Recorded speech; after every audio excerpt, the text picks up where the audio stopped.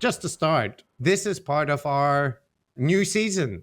You know, we sometimes do seasons. We had tech season, we had streamers and academics season, right? And this season is spooky cult leader season. So, okay, all right, well, good, exciting. Yeah, is the season. I didn't even know we had seasons. I'd forgotten, but that's good. We're in a season. To be fair, to pull back the curtain a little bit, I wanted to cover this cult leader, and there was a couple of other cultish people like Stefan Molyneux, and you wanted to do L. Ron Hubbard a while back and whatnot. And then I was talking with the patrons, and they said, "Oh, is this a new cult season?" And I was like, yeah, I guess it is. So yeah, that's it. But we are going to look at cult leaders because I think this will be interesting.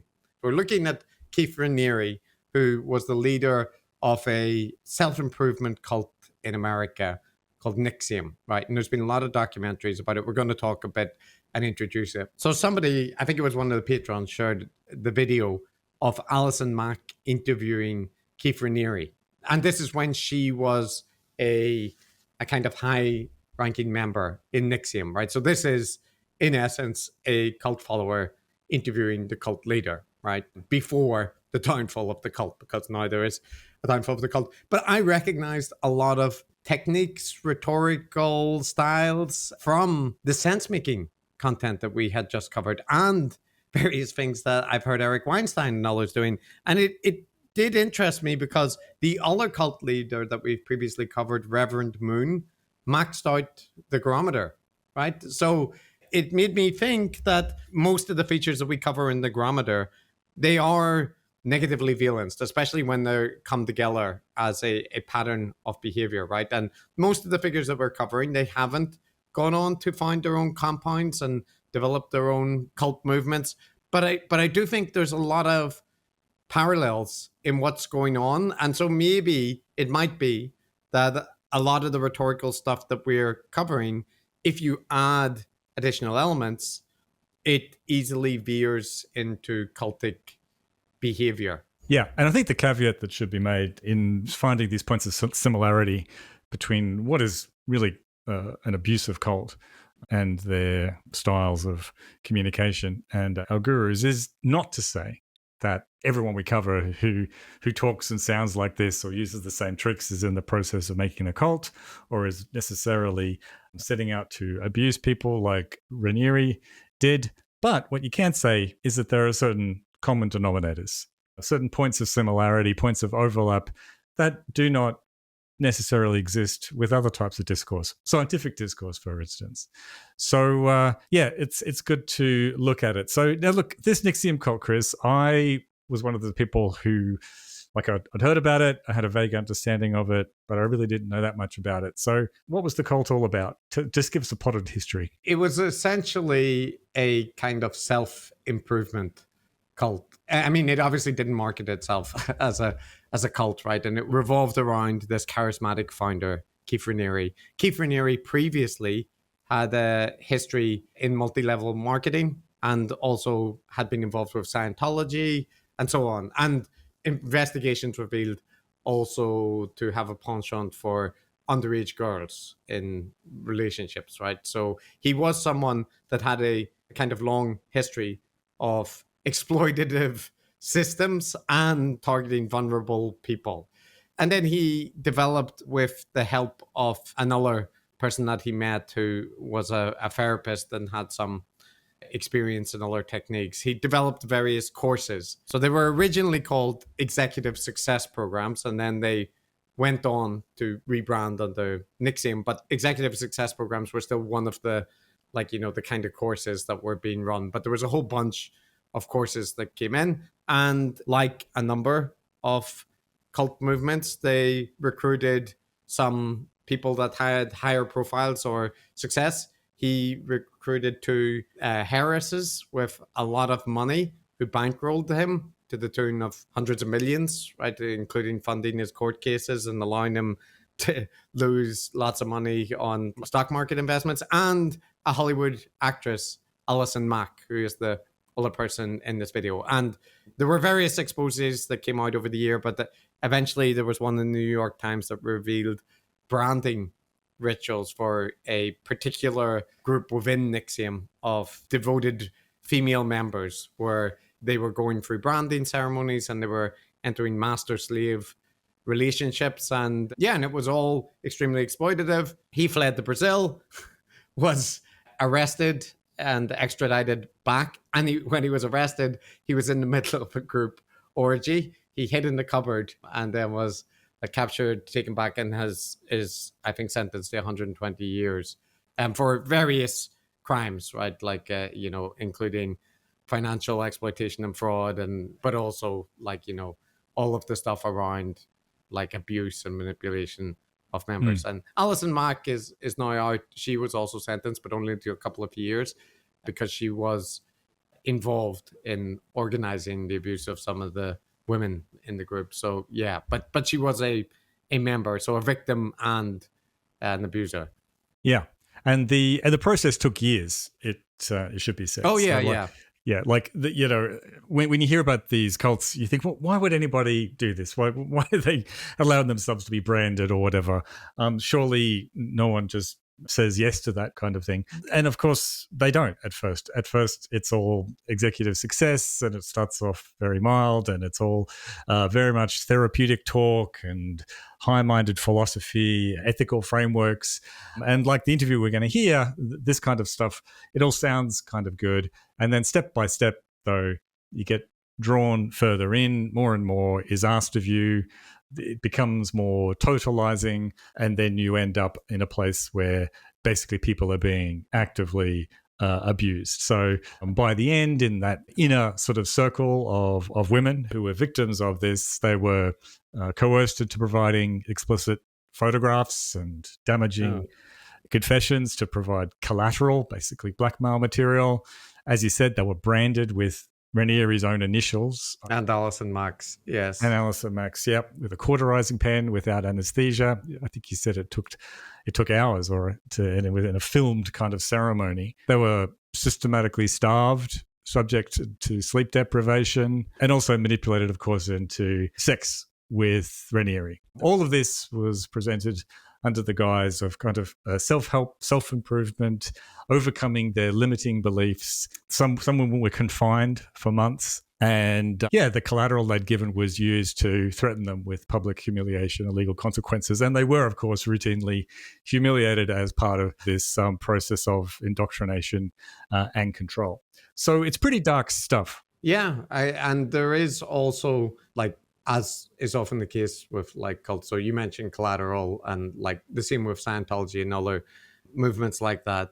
Basically, where you disclose like private information, insecurities, not just things like, going through painful initiation ceremonies or that kind of thing, but just giving up private and personal details like that serves to, essentially give you a sunk cost into the group, right? That you can be harmed by leaving it. But also, like most of those kind of movements, there were efforts to appear legitimate. So they sought out people that were successful and had, resources. They also sought out endorsement from figures like the Dalai Lama, which they received, and which is actually quite common. There's another group in Japan that I researched before called Gonshu. They also got an endorsement from the Dalai Lama.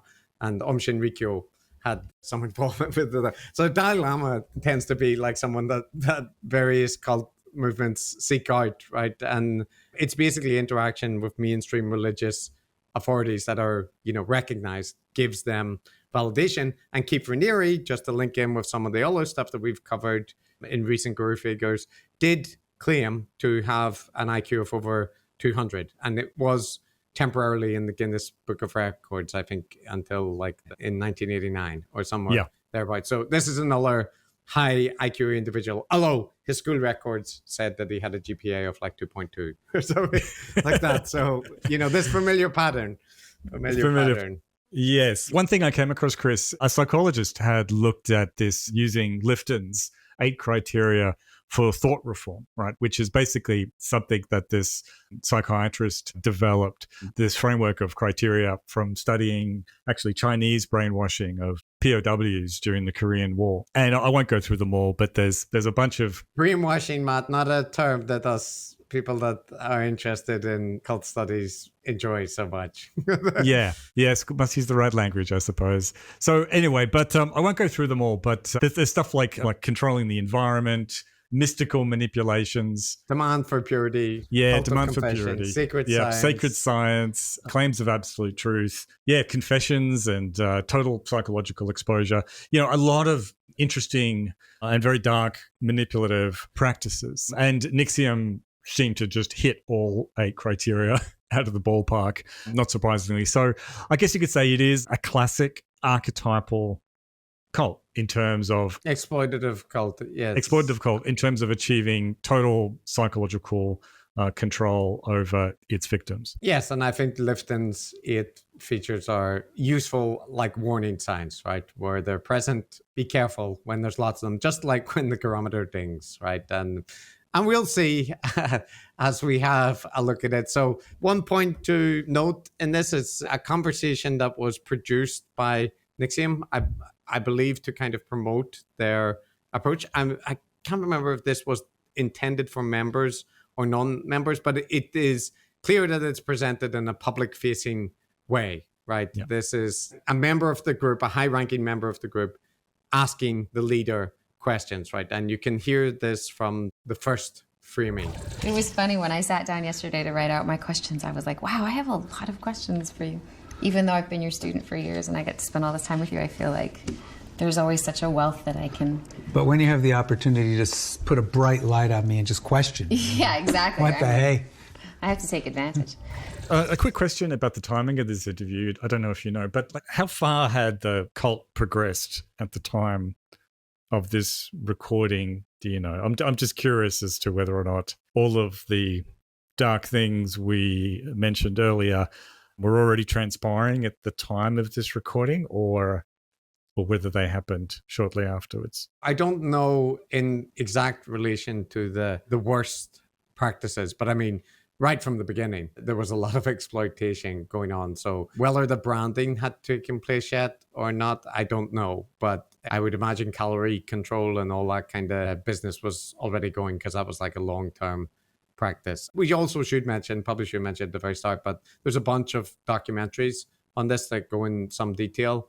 The Vow is a notably popular one with 2 seasons, but if you go on Netflix or YouTube, you can find tons of documentaries of varying quality. But this is a well-documented cult movement, right? So if you find this interesting, there's an entire universe of information for you to look into.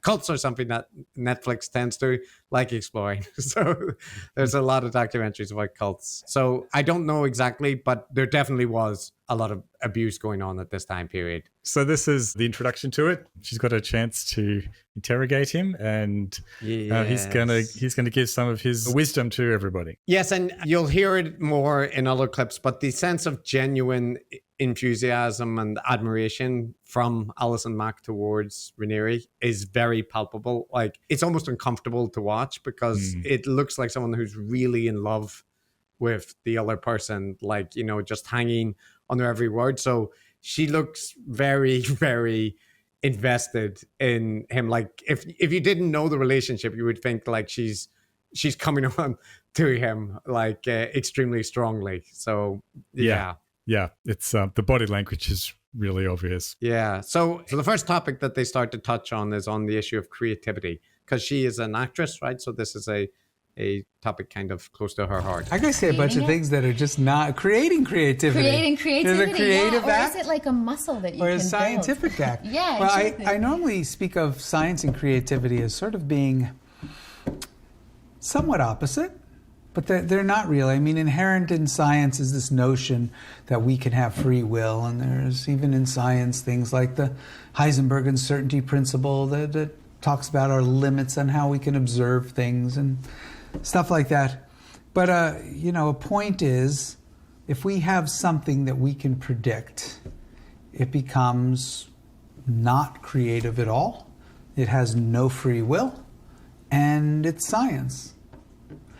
And if it seems to have free will, we see it as things, parts of it that are not predictable and thereby creative. It creates. It is the thing that comes from it is not a function of that which comes before in any way that we can predict. It's as if this thing birthed something totally new and unpredictable. If it's predictable, it's not creative. Right. So, of course, we as humans feel we have free will, and that's sort of interesting, but doesn't mean we do. It just means we can't see our own programming enough to say that we're just robots.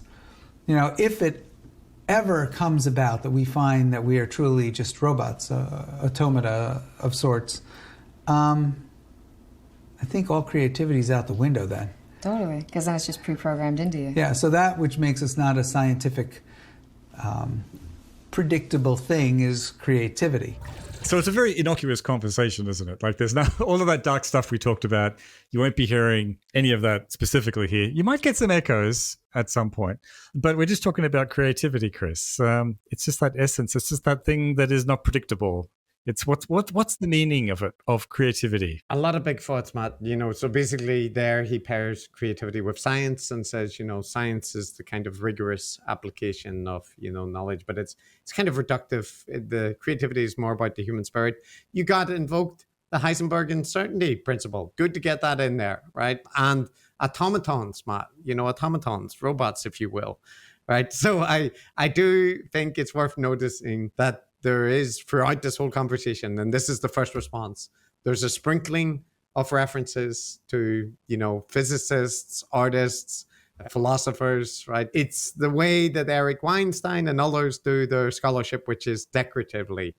Is it important to mention the Heisenberg uncertainty principle? And there it's been used in the popular way, right? That science doesn't know everything because the uncertainty principle proves that it's about observation, which we've discussed before, Matt, is something that people like Dr. K and whatnot like to be, is to say that there's issues, right, when you apply science. But broadly speaking, it's just a fairly standard, rich, pseudo-profound discussion about creativity versus reductive science thinking. Yeah, and the topic of it is very sense-makery. Like, what's the definition of X? Yeah. What does X mean to you? How is it different from some other concepts that we might have?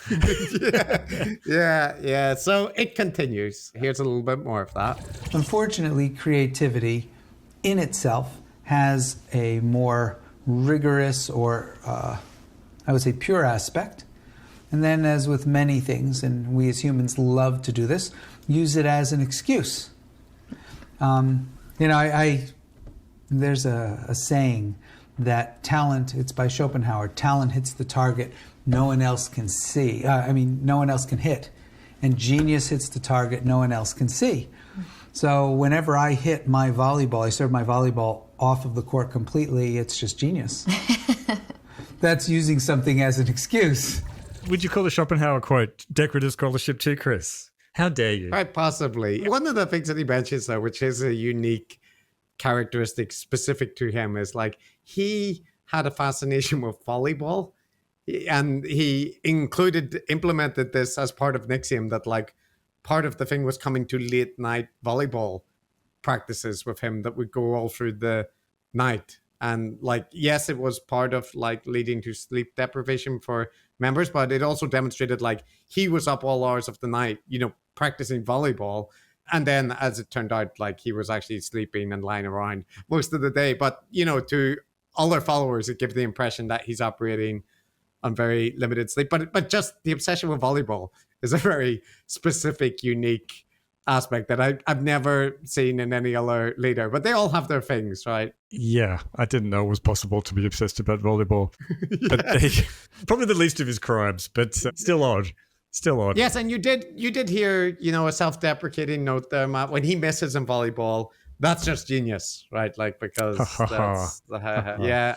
So he can laugh at himself, right? But he set that up with, but sometimes genius is an excuse. But that was just a setup for his little joke. I forget whether or not he was making some point there, but yeah, well, his point was that talent talent hits the target, but genius hits the target that no one can see. Yeah. So that's the joke. When I miss it, I guess I was aiming at something that no one could see. But he said, I see. That's just an excuse. Yeah. I see. Yeah. Okay. So creativity, you need to think a little bit more deeper about it. Creativity is an expression of the human spirit. If we see ourselves as not robots, and we have this somehow innate animus, this portion of us, this what you might say metaphysical, this soul, creativity has that as its source. Now, some people might say, oh, well, all right, creativity comes through. Well, maybe it comes through that. Maybe it's the window. But all the other predictable parts of the universe operate much like a machine, and then you have this creative animus. It is true that people are sort of an intersection between what you might call the explainable science and the never explainable mysticism. The whole notion of qualia, the fact that I see something that has redness, but redness is something that's unexplainable, really unmeasurable. We can measure red. Both of us consistently see something as red. We can create a machine that detects red. But the redness in red is something that, as of now, is very personal to us. Our whole experience of the universe, whether it's Beethoven or the stars or redness, is personal to us and right now stands behind an impenetrable veil and is thereby a type of mysticism. If you say creativity is an expression of the human spirit, that we have an innate animus, that portion of us that is metaphysical, then creativity has that as its source, then I think a couple of things are happening. One, there's just this kind of vague truism and allusions to the ineffable. And also it's kind of like it's cognitively difficult to pass what is actually being said. For me, analyzing the structure of this kind of language, they're dropping in qualia then and a bit of speculation to go along with it. Do you feel like anything is being said there? Because for me, it's just pairing up some thought-terminating cliches with the kind of pseudo-profound, ineffable profundity that sort of washes over you. Your mind is trying to figure out what's being said rather than actually get a chance to respond to it critically. Well, I definitely agree with you that there's pseudo-profound bullshit throughout. Just in general, the whole delivery of everything is, it's all pseudo-profound. And there is the drop-in references to scientific terms and philosophical terms. And there, for example, you got Beethoven, right, just dropped in. Like, you could pick any music but Beethoven. Why not, right? Just to illustrate your level of sophistication. But he manages to do it in one sentence. Our whole experience of the universe, whether it's Beethoven or the stars or redness, is personal to us. I think that's both thought-terminating cliche and cosmic pseudo-profound profundity. But here's the bit where I kind of disagree about it being a thought-terminating cliche, because to me, I agree with you that this is just like ineffable, mysticism mixed with science terminology and so on. But to me, this has the very clear echoes of the conversations that sense makers and Jordan Peterson have, where they believe that the world is comprised of like the material universe and a mystical reality, a metaphysical, spiritual realm, right? So you regard that as like nonsense. But for lots of people, that's a very important, insightful thing that they believe exists and needs to be taken account of. So when he's making appeals to that, I think it just is in that genre of like making reference to the fact that we are not just these material bags of meat. We're kind of like made of more stuff. And we need, if you only consider science from the perspective of science and reductive materialism, you're missing, the rather unique aspect of the important metaphysics of humans. And Jordan Peterson, the sense makers, all say the same kind of thing. Right? Yeah, I agree with you there. There is a theme that is common across all of those speakers, which is a belief in a spiritual realm. That they use different words for it. Keith Raniere might be talking about the spiritual animus, and Pajot might be referring to it as, I don't know, some bullshit. I thought you were going to whip out a Pajotian. I was looking forward to that. I can't do it. My mind rejects them.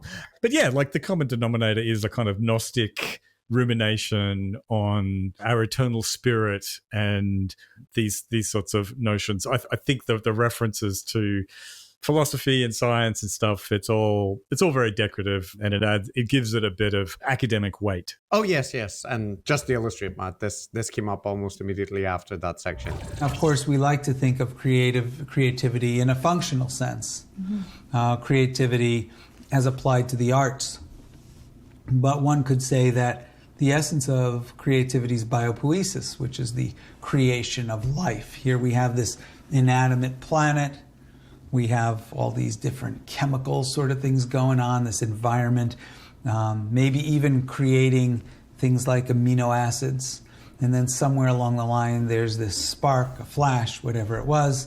And now there's this thing that we call life that we can't quite explain, except it has certain characteristics. It holds itself out against physics. You know, life maintains itself in a certain way that non-life doesn't. Yeah, well, there you go, Matt. Isn't that just, Kevin Mitchell? He's got similar insights, the important things around agency. It sounds like old Keith here knows a lot about, the early formation of life and science, would you say? Yeah, again, another perfect example. I mean, ultimately, he's not saying anything. There's nothing wrong there, really. Right? No, but there's nothing very interesting either. Like he's basically taking some interesting things in science, like defining life versus non-life, where life came from, the origin of evolution, but sort of framing it in terms of partitioning this sort of spirit of life, that it's a deep mystery that separates it from non-life. It's got a certain spark, and he sort of segued here from creativity, right? Starts off in creativity, in a very Jordan Peterson-esque kind of way, and then moving on to amino acids and life holding itself out against physics. Yeah, so I think what it's doing is, and we're going to see heaps of examples of this, is creating this like semantic fog where you spend most of your time just figuring out what he's saying and what it means. So there's not much cognitive resources left to kind of notice whether or not it's interesting or not. See, the bit that strikes me is a little bit different here than you and my reaction to this kind of material is I often have very little trouble following the argument. Like maybe I've just spent more time like with religious style material, right, and thinkers. But for me, it's not like having difficulty following what's being said or what fundamental point is being said. It's much more that like the first point that you made, that it is very vapid.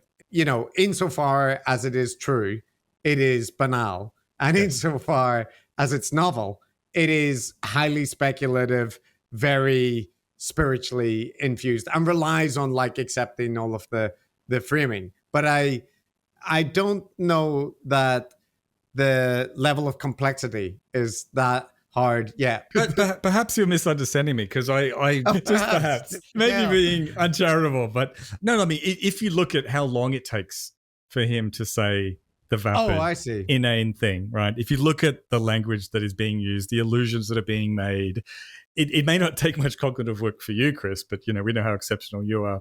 But I think for me and for most people, just wading through that and just to pass, okay, what's the point, actually takes some cognitive work, and I think that acts as a smokescreen. Okay, I see what you're saying.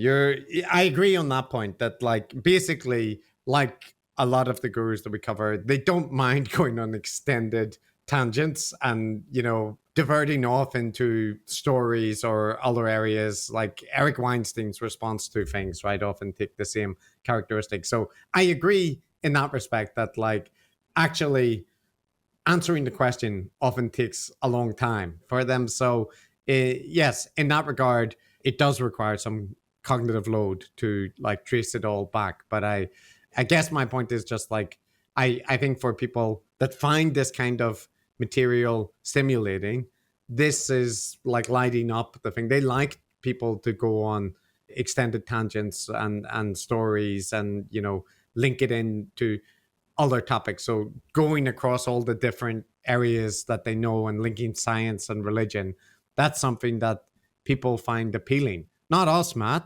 but other people do. Probably a clip that will support your interpretation over mine. This is a little bit more pseudo-profundity on creativity. And to me, this aligned a lot with sense making. So creativity seems to sprout up out of nowhere. Because if it sprouted from somewhere, if we could write an equation where it came from, Right, then it would be definable. Right. So you might have to say that creativity thereby sort of pervades the universe. It goes through it and is there inherent somehow in it. So you might say that between chaos and structure, between science and creativity, we have this structure that we experience as the universe. And when we are being creative, hopefully we tap into that force unexplainable by science, as opposed to being in the force that's very explainable by science, inertia, and just calling that our creativity because we're lazy. Yeah. How about that? That's really something. Yeah, a lot of big butts there, a lot of big. I do think that kind of clip, does, as I say, lend credibility to your position.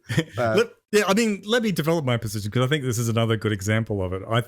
For me, I think I'm suffering from a semantic fog, trying to wade through that and pass what he's saying. But what he is saying is that, first of all, he claims that if you can explain where something comes from, then it has to be definable, and therefore it can't be creative, it can't be surprising or interesting. And first of all, that's not really true, because we have all kinds of emergent systems, emergent properties. We can write down all the equations for large language models. They're not unexplainable. We know how they work, but they can surprise us in all kinds of ways. So anyway, it rests on a claim which is really quite weak if you think about it. But then the leap is, he jumps from that to say that it sort of pervades the universe, and therefore creativity is inherent somewhere in it. And then he waxes lyrical about chaos and structure and science and creativity and the universe in general. So I think the point that you often make is that they're not saying nothing, in the sense that there is a golden thread through all of these sense-makery Gnostic style gurus that we cover, which is that they really love this sort of vitalism and the ineffable nature of the universe, basically a magical view of the world.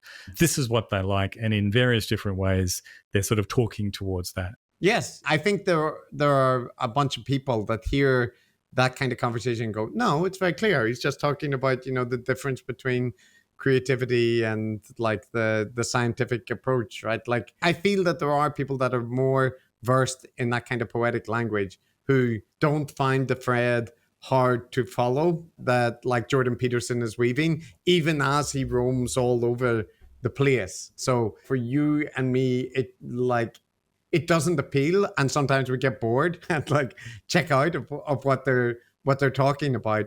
But I think that a lot of Peterson type followers, they'll often be like, well, people that don't appreciate Peterson, they don't really get it, right? Because they can't understand how he's connecting all these different ideas. To them, it just sounds like jargon nonsense. And I just want to make the point, no, I understand and can hear what he's connecting. It's just often not valid, right? It sounds like he's making very important connections, but if you stop it and break it down, you have the reaction which you often do, which is like, but what is actually being said there, right? It's nothing. Yeah, I mean, I get it. At a poetic level, if you take it as allegorical poetry, then, but in this case, I'm not saying that I don't understand. I'm just saying that the way it's being said is contrived so as to both be pseudo-profound, but also to create pretty high cognitive load if you chose to try to deal with it analytically, right? If you actually tried,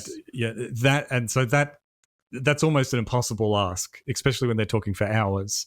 So the only way to take it is at this poetic kind of level. It also steals some of the language of science and philosophy and academia, this sort of analytic mode. Yes.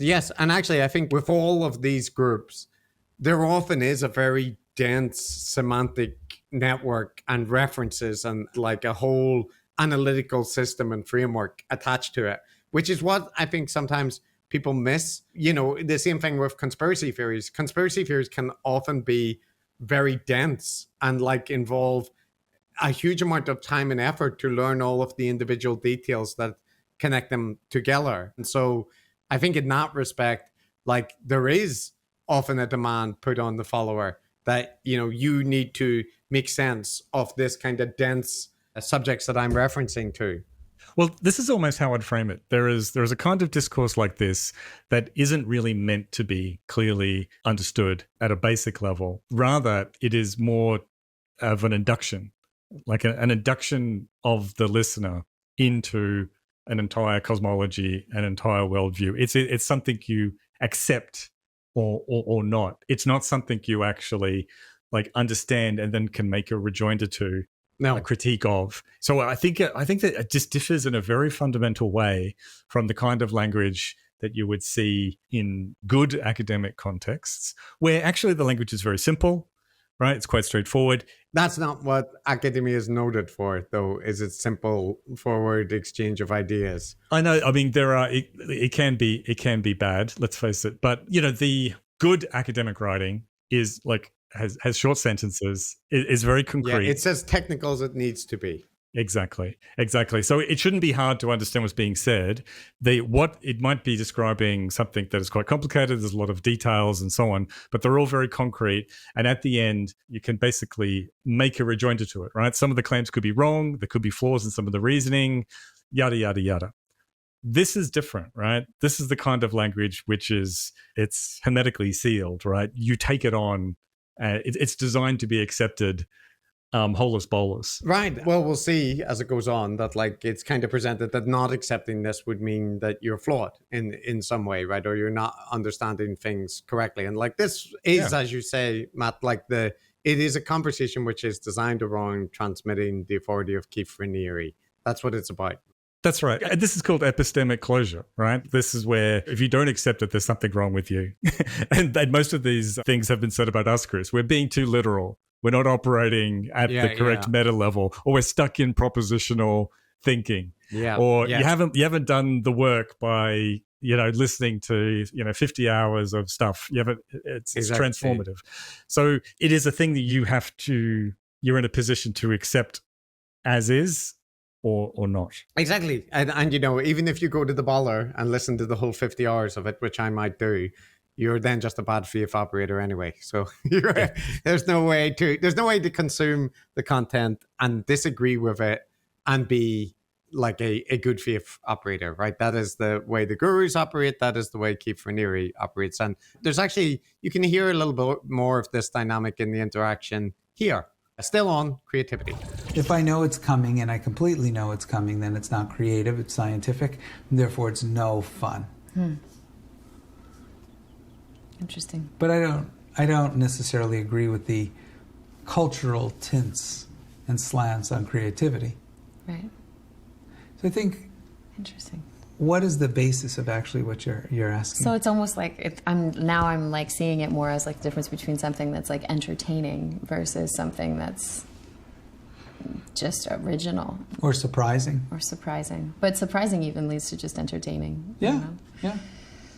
So interesting. I mean, it kind of leads me to my next question, which has to do with authenticity, because then it seems more like the creativity comes from a place of just originality or like soulfulness, if you're looking at it in a positive light.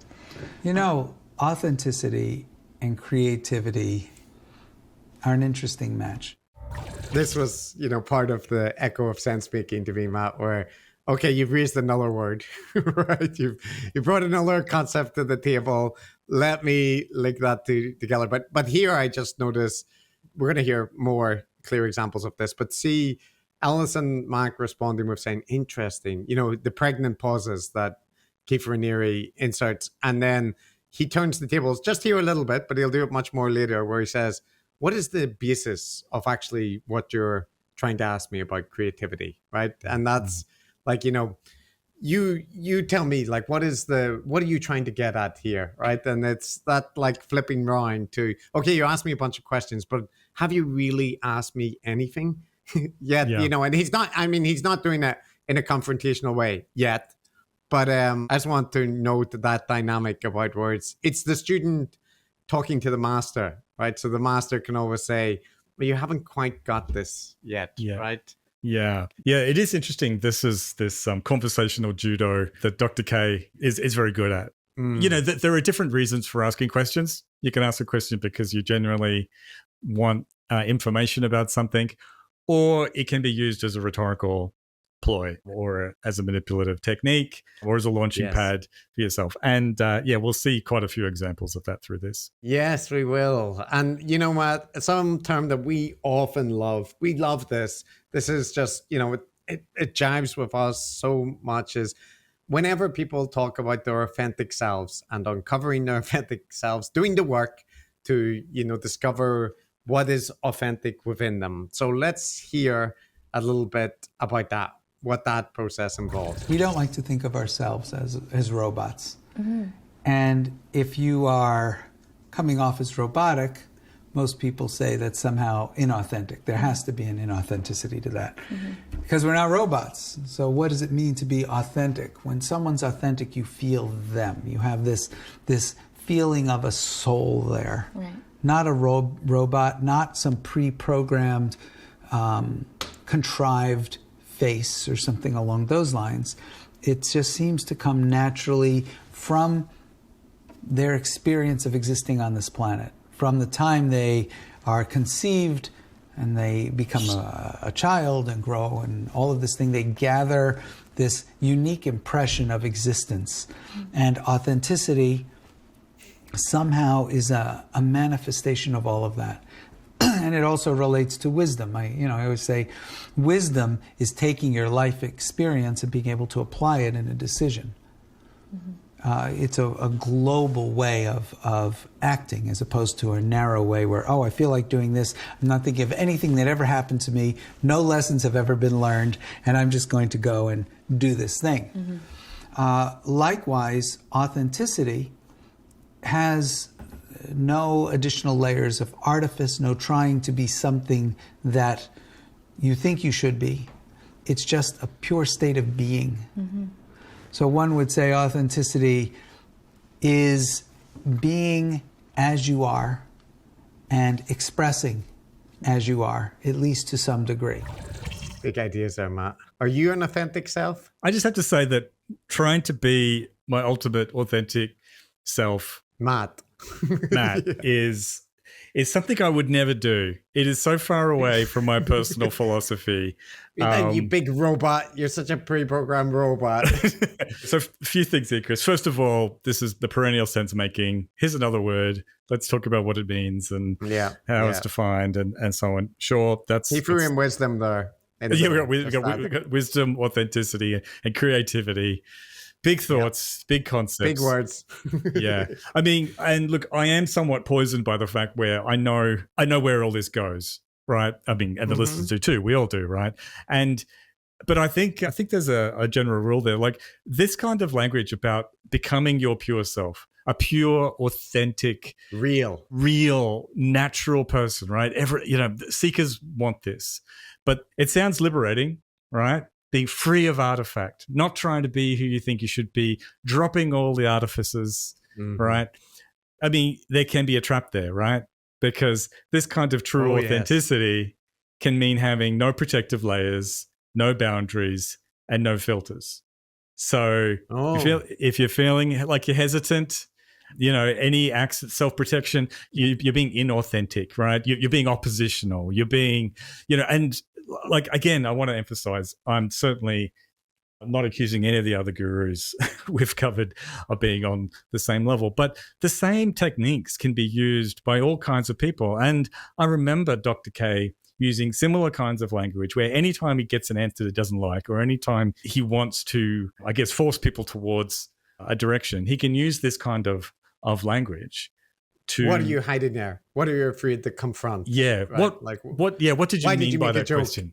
Yeah. What did you make a joke just then? Yeah. Yeah. The thing for me here, Matt, it's like, this is a little bit too on the nose for me, right? Like in terms of, if you want to be a cult leader and you're referencing people being robotic, pre-programmed, and that you will unveil help them to discover their true inner selves. I feel like this is pretty boilerplate, like manipulative technique 101. And we do see it in a lot of the guru content that we cover. We saw it most recently in the Matthew McConaughey seminar, right? Yeah. That whole thing was the same thing. It was just, do you feel like, there's times where you're not really expressing yourself, right? You feel like you're adapting yourself to society and what it expects. And sometimes you're just frustrated that you haven't lived up to your potential. You're meant for more. And that's exactly here, right? It's like there's within everyone this like perfect crystal, perfect flower that just hasn't been given the chance to bloom.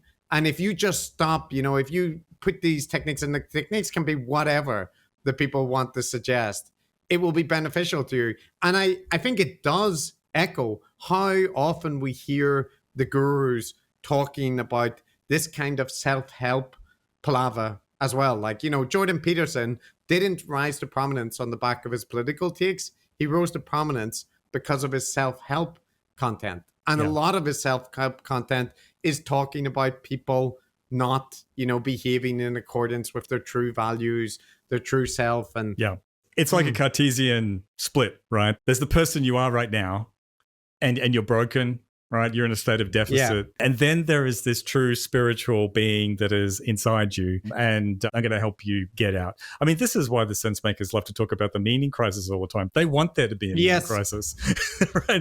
Yeah. I mean, I'm not having a meaning crisis. I have my vegetable garden in the backyard. I have some whiskey in the cupboard. I'm fine. I don't have a meaning crisis. If there's no meaning crisis, the sense makers are out of a job. So that's something to bear in mind. But, here, Matt, here's us being hard-nosed, cynical decoders, right?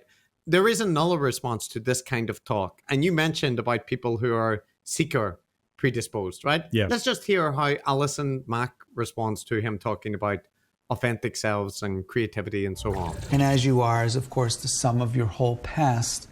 So when someone's being authentic, you get the feeling that not only that there's a person there in the moment, but somehow you reach into their very essence and you meet a unique individual. I don't know why. That makes me want to cry. It's beautiful. Well, sorry. I think these are all things that we strive for. We strive as individuals, we strive to break through a type of existential isolation. We want to touch someone. We want to know that other people have souls. We want to experience this. We want to experience connection, things like what we call love, and compassion, and even something like, as I say, connection or rapport. Some people call it an energy or whatever, but now we're not talking to a machine. We're talking to another human. Chris, I think I read that Raniere is currently in jail. I think he's been sentenced to 150 years. 120, yes. Hopefully will spend the rest of his life there. And when I listen to this, that makes me so glad. That fucker should rot in there, because knowing where all of this leads and using this kind of language, like we talked about, putting people into a state of deficit, using these lovely language about compassion and love and authenticity. Connection. Yeah, and holding out this kind of promise that by listening to me and accepting what I tell you and doing what I tell you, that I am going to help you experience connection. You're going to be able to achieve love. You're going to know what it's like to feel true compassion and real connection between other people. I mean, like weaponizing people's desires, loneliness. Yeah, it is just such a horrible thing, isn't it? Yeah, and Allison Mack, I know she was exploiting other people, behaving very cruelly and so on as well. But here she is the victim, right? And you can hear from her response that, like, to me, I listened to him waffle on there and I'm like, you're a bullshit artist. To her, that spoke very powerfully to her emotion, right? She cries. Yeah. She's very touched by it. And then he moves on, like you said, to explicitly talking about the need for connection, the energy you feel when you encounter a true self, right? And he's looking very intently at her as he's talking about all this. And this is the point that immediately follows all of that talk about authenticity. So there's the kind of the notion that, people who desire to be seen and who feel, that they've been not seen their whole life, or they're looking for connection. And then you have a charismatic individual like Keith Raniere, who will come along and say, I see you, and like I can give you a system to, be your true self and to recognize your worth. But actually, behind that is an exploitative cult that will lead to you giving them money, your body, in the case of this particular cult, and so on. So it is very predatory, but I think it's worth noticing. People sometimes say anybody can fall into a cult, and it's true. Anybody can be vulnerable at particular times. But I think people who have a little bit of a seeker mindset about them, who are very invested in this notion that they're not living their authentic, true self, that they are more vulnerable than others. So it's just something to watch out for if you are somebody that, feels that tendency within them. Yeah, and I think it's worth remembering that the women that were indoctrinated into this cult, they were successful people, hardworking. Yes. They had a lot of stuff going for them. Like you said, they may well have had more of a seeker type of approach. They were looking to excel, looking for excellence, yes, all of that stuff. And it's taking advantage of actually those strengths and redirecting them gradually, right? Remember, it takes years, yes, to get them there. So to me, when I hear this stuff, I just go, well, this is just vague platitudes, like saying that we are as individuals the sum of our whole past is just okay. That's an empty. That is clearly an empty deepity. And then when you talk about, if someone's being authentic, that you're seeing into their very essence and recognizing that there's another unique individual there, that's just poetic, not very good poetry, but it's just blather. But to her, like you said, it really speaks to her on some level. Well, immediately after that, this is what happens that follows it up, this interaction. I think it's worth listening to. So, after she expresses that kind of vulnerability, then they go down this route. Even if that human is a machine, somehow we imbue it with we even ask the question, is this thing alive? Is this thing thinking? Yeah. Okay. So. But why do you think that's so emotional for me? Yes. I don't know. I think because it seems like it's something that I feel like I want it. Authenticity, and I think. What do you want about authenticity? I think that there's a relaxed kind of exchange that happens between people when there's no pretense. Mm-hmm. And it seems like to me those are like the most moving, most meaningful, most important moments in life. I'm not disagreeing with you, but why? Yeah, it's funny. I mean, it feels like, in a silly way, it's like that's where love is. Like that's where I guess it's the existential thing. Like it feels like two souls can like come together without any sort of barrier or boundary. And somehow there's completion or not aloneness or a transcendence in some way that feels like it's the root of my motivation in a lot of all the things that I do in life. And I guess that's probably part of the reason why I have such an obsession with like art and creativity and things like that, because it feels like the sole purpose of those things is to generate that kind of an experience for people. Mm-hmm. So for me, it's like the most important thing for an artist to understand how to do is tap into authenticity and then share with the world that experience. Yeah, quite excruciating really to listen to, isn't it? Yeah, well, there's a clear sincerity there in the way that Allison is responding, right? I mean, she's been in NXIVM for a long time here, so she's fully bought in and she's probably regurgitating some of the insights, that he has already expressed. But I think the yearning for connection and to feel authentic is very clearly something that she genuinely wants and needs, right? And you hear Keith Raniere basically pose probing questions. Well, why do you think you reacted like that? What does that mean? And why do you feel that, right? And it's always in that way of like, go a bit deeper, reveal a bit more, like about yourself and why you're insecure, right? Yeah, it's a therapeutic power dynamic, right? And, yes. And Dr. K is a master of this too, like continually putting them on the spot and getting them to explain themselves and justify themselves. So, when you give like a natural human thing, like, oh, I've just always wanted to have, whatever, deeper and more authentic relationships with people. Okay, why? Why would you want such a thing? Explain that to me. And so it's just that continued kind of pressure that is actually more like a grid, like a normal thing to do when someone's getting emotional and saying, I think that's why I just, I'd love to create art because it felt really genuine and authentic. You might say, that's really nice. What kind of art do you like to do? What, and he's like, why? Justify this feeling. Explain yourself to me. So this is why I really, really hate. We had some pushback for our attacking this sort of therapeutic language with the Dr. K episode, and I apologize for nothing. I can't stand it. I think it is absolutely terrible, and it gets used.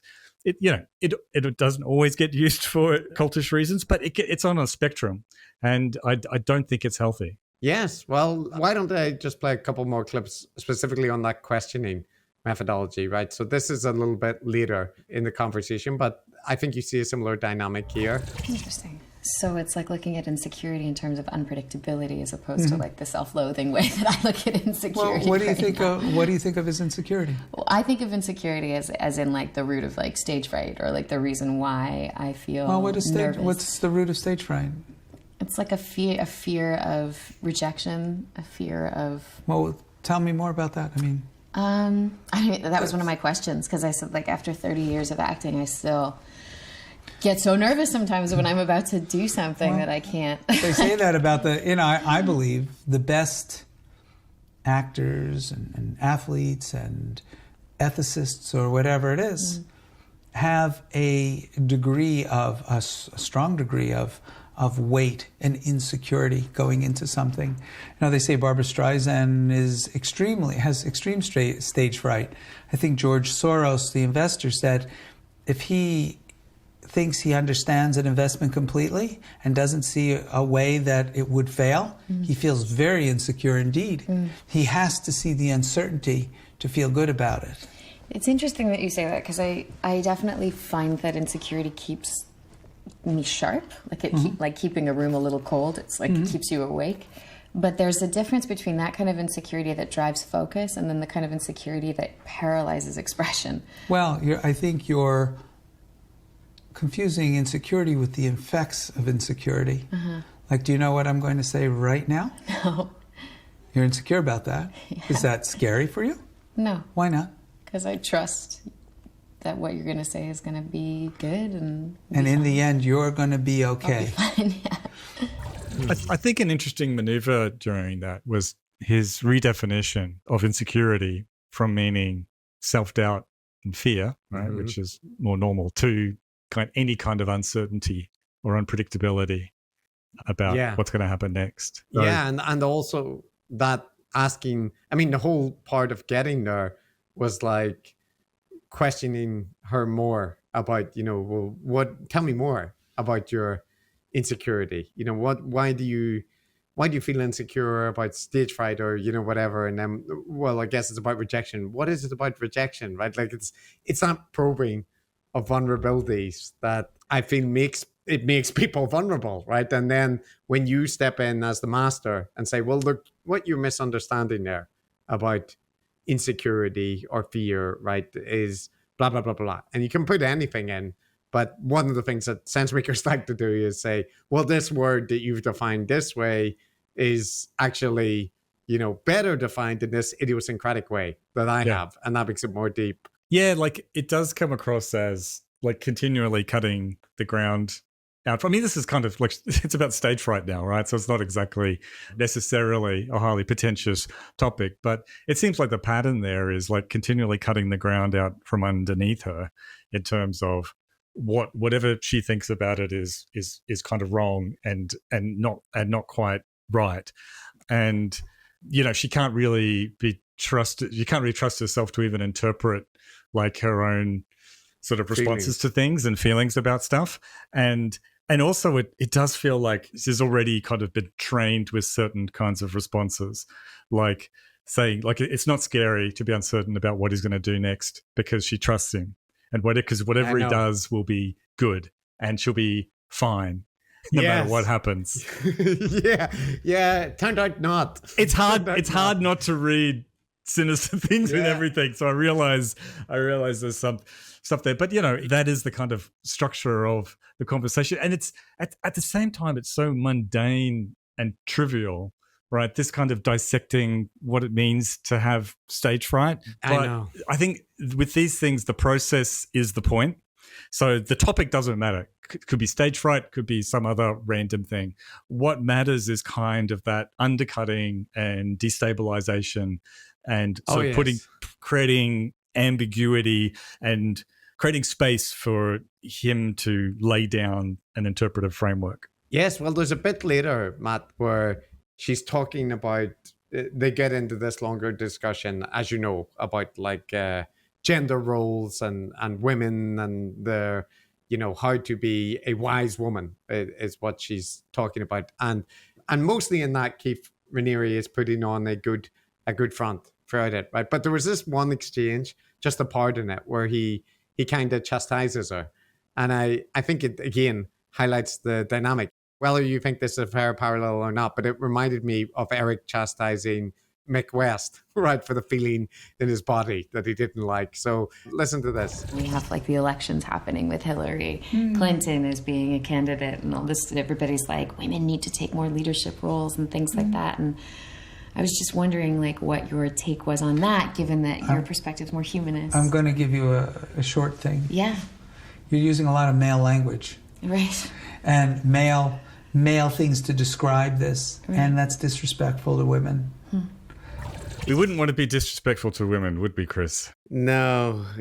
So direct challenge there. Like the same thing that you hear a lot of people do whenever they are presenting themselves as the boss of the conversation. You've mentioned Dr. K a couple of times, right? And he has the same tendency. Like whenever he gets properly annoyed, when he was talking to his wife, for example, he corrects them. The same thing. Yeah, he corrects them. I was particularly egregious in this case, of course, given Raniere's criminal behavior against women. But the other thing too is that maybe I'm reading too much into this, Chris, but the way that Max sets that up is with skepticism, right? Women should be taking on leadership roles, whatever, but she's setting him up to be skeptical, right? I don't know, I'm just detecting the subtext here that they are clearly against this idea of feminine empowerment. And maybe I'm again infected by knowing where this all leads,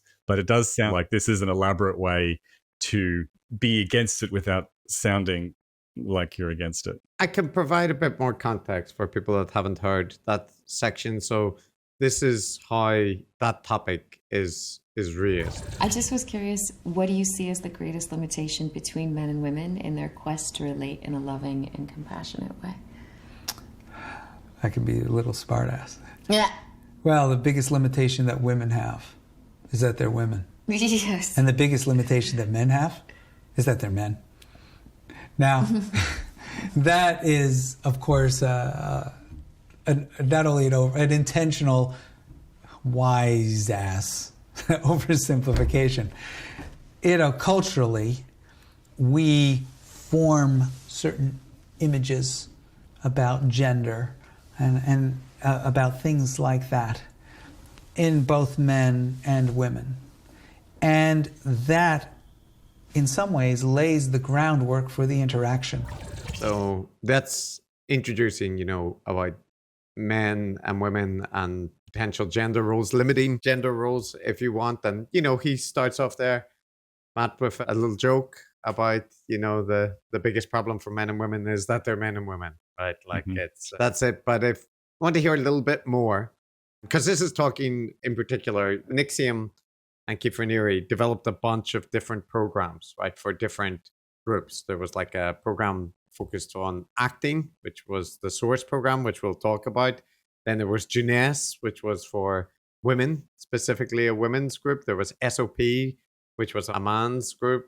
and so on and so forth, and reverence, right? There's other programs. They've got a lot of different programs focused on different things. So, and one of the other points to note is that Raniere was supposed to be not involved with the women's groups, right? It was an independent women empowerment group, but actually he was involved and was getting all the information like fed back to him behind the scenes, right? And ends up in some rather high level abuse whenever you get to like the DOS group and stuff, right? But listen a little bit more, Matt, to how, he approaches this topic as a man, giving advice to women about women's issues. He wouldn't really, he's not really qualified. So what does he do? So I look and I try to find out who is, who are top, feminist or female representative authors. And then I found a woman that got together, like 30 of them, and they all picked, all these women who are authors, who are published and things like that, picked the top 5 poems that every woman should read that represent that. So I felt pretty good using their authority. Mm-hmm. And when you compare that to the male poems, it's striking. Mm-hmm. And it's striking what these poems educate us to do. Mm-hmm. And by looking at literature, looking at our culture, looking at this stuff that we all produce for each other, mm-hmm. what are these things saying? What are the messages that our children get in language, in video games, in TV shows, in movies, in anything? What are they, Good question. Yeah. Is this leading somewhere? Yes, it is.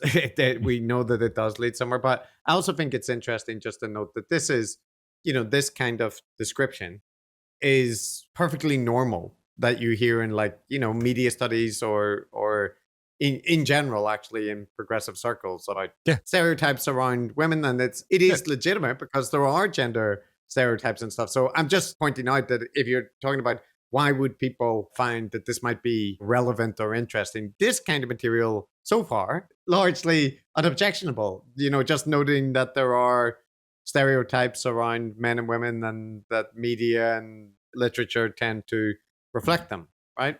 Yeah, there are whole departments of gender studies. So, yes. So now let's go on a little bit more about the Jeunesse program and what it's about. But we have so many subtle poisons that make males a certain way as they go to men, mm-hmm. and females a certain way as they go to women. Mm-hmm. And to become aware of them is striking and startling. And both sexes, humiliating. Yeah. When men find out really how awful we are. It's humbling, it is scary, we don't know what to do. And when women find out similar things, their counterpart, and I've just heard from women, and I know you've gone through it, I hear that it's embarrassing. Yeah. You have top female authors saying things that are so much lock and key into the problem. Right. And what you come to realize with Jeunesse is the dance that we all do. And ideally, people start to divest themselves from that dance. Mm-hmm. But you have to see the dance before you can divest yourself from it. Mm-hmm. This is classic stuff, isn't it? So, as you said, being interested in gender culture roles. And gender roles and all that stuff is perennial. And in some ways, there's all of this talk about masculinity and femininity. It's part of the pantheon of abstract concepts that all gurus like to explore, along with morality and creativity and conscience and you name it. Yes. What is a woman, Matt? What is a woman? That's a topic for a 3-hour conversation, isn't it? Or a very simple one. Depending on your take your pick. How much time you've got. But the other thing too is that, it's also part of the self-help and guru sphere, whereas something is deeply wrong. Right? Femininity and masculinity is deeply corrupt. Once you actually take a good, hard look at yourself, you'll realize that you are deeply embarrassing. It's shameful, everything that you do. So, hence you need to enter a program, or maybe just listen to a lot of podcasts in the case of a different character to fix the things that are broken within you. Exactly. And of course, men have their problems, Matt. It's humiliating to find out what men are really like. And he's heard. He doesn't know, but he's heard that women have the same experience. It's not like he's been fed the reports from those divulgence of secrets or those kind of collateral things or anything like that. He wouldn't know directly, but he's just heard, maybe you've had similar experiences. But there is the empathetic, look, we're all fallen, right? We're all down here in the dirt and we need to, we need a little help, right? So Allison Mack is, as we've noted, a bit of a seeker. And here again, you can hear that come out in, her approach to this program and also her desire for Raniere to tell her like what it's all about. Before I met you, somebody had asked me in an interview what I wanted to do in my career, like if I could do one thing, what would I do? And I said I wanted to change the way that young women thought and felt about themselves. And so when I came and I found out about Jeunesse, the curriculum for women that you had developed, I felt very relieved because I felt like I knew what I didn't want to be, but I didn't know what to supplant that with. So it was like I had this opportunity to kind of be this for a period of time. When I was on television more regularly, like I had this opportunity to be sort of this example or this idea of something different, something new. But I didn't know like what that was. Like I was like, what is that? Like, and I think it feels like fumbly a little bit. That process still feels fumbly a little bit. And I was just wondering if you had any thoughts or ideas on what a more wise woman or a more evolved woman would look like, or is that a hot topic to ask? So she is very, very keen to get Raniere's instruction on how to become a better woman. Yes. And now we'll hear Raniere's response, but I just want to note one thing that she mentioned, like, there was a time when I was on television and had a bunch of regular roles and like was being seen as a role model, right? And then I didn't know exactly what I wanted to help people to be. That's notable because earlier in the conversation, there's a section where they're talking about Hollywood and the media industry and the messages it promotes.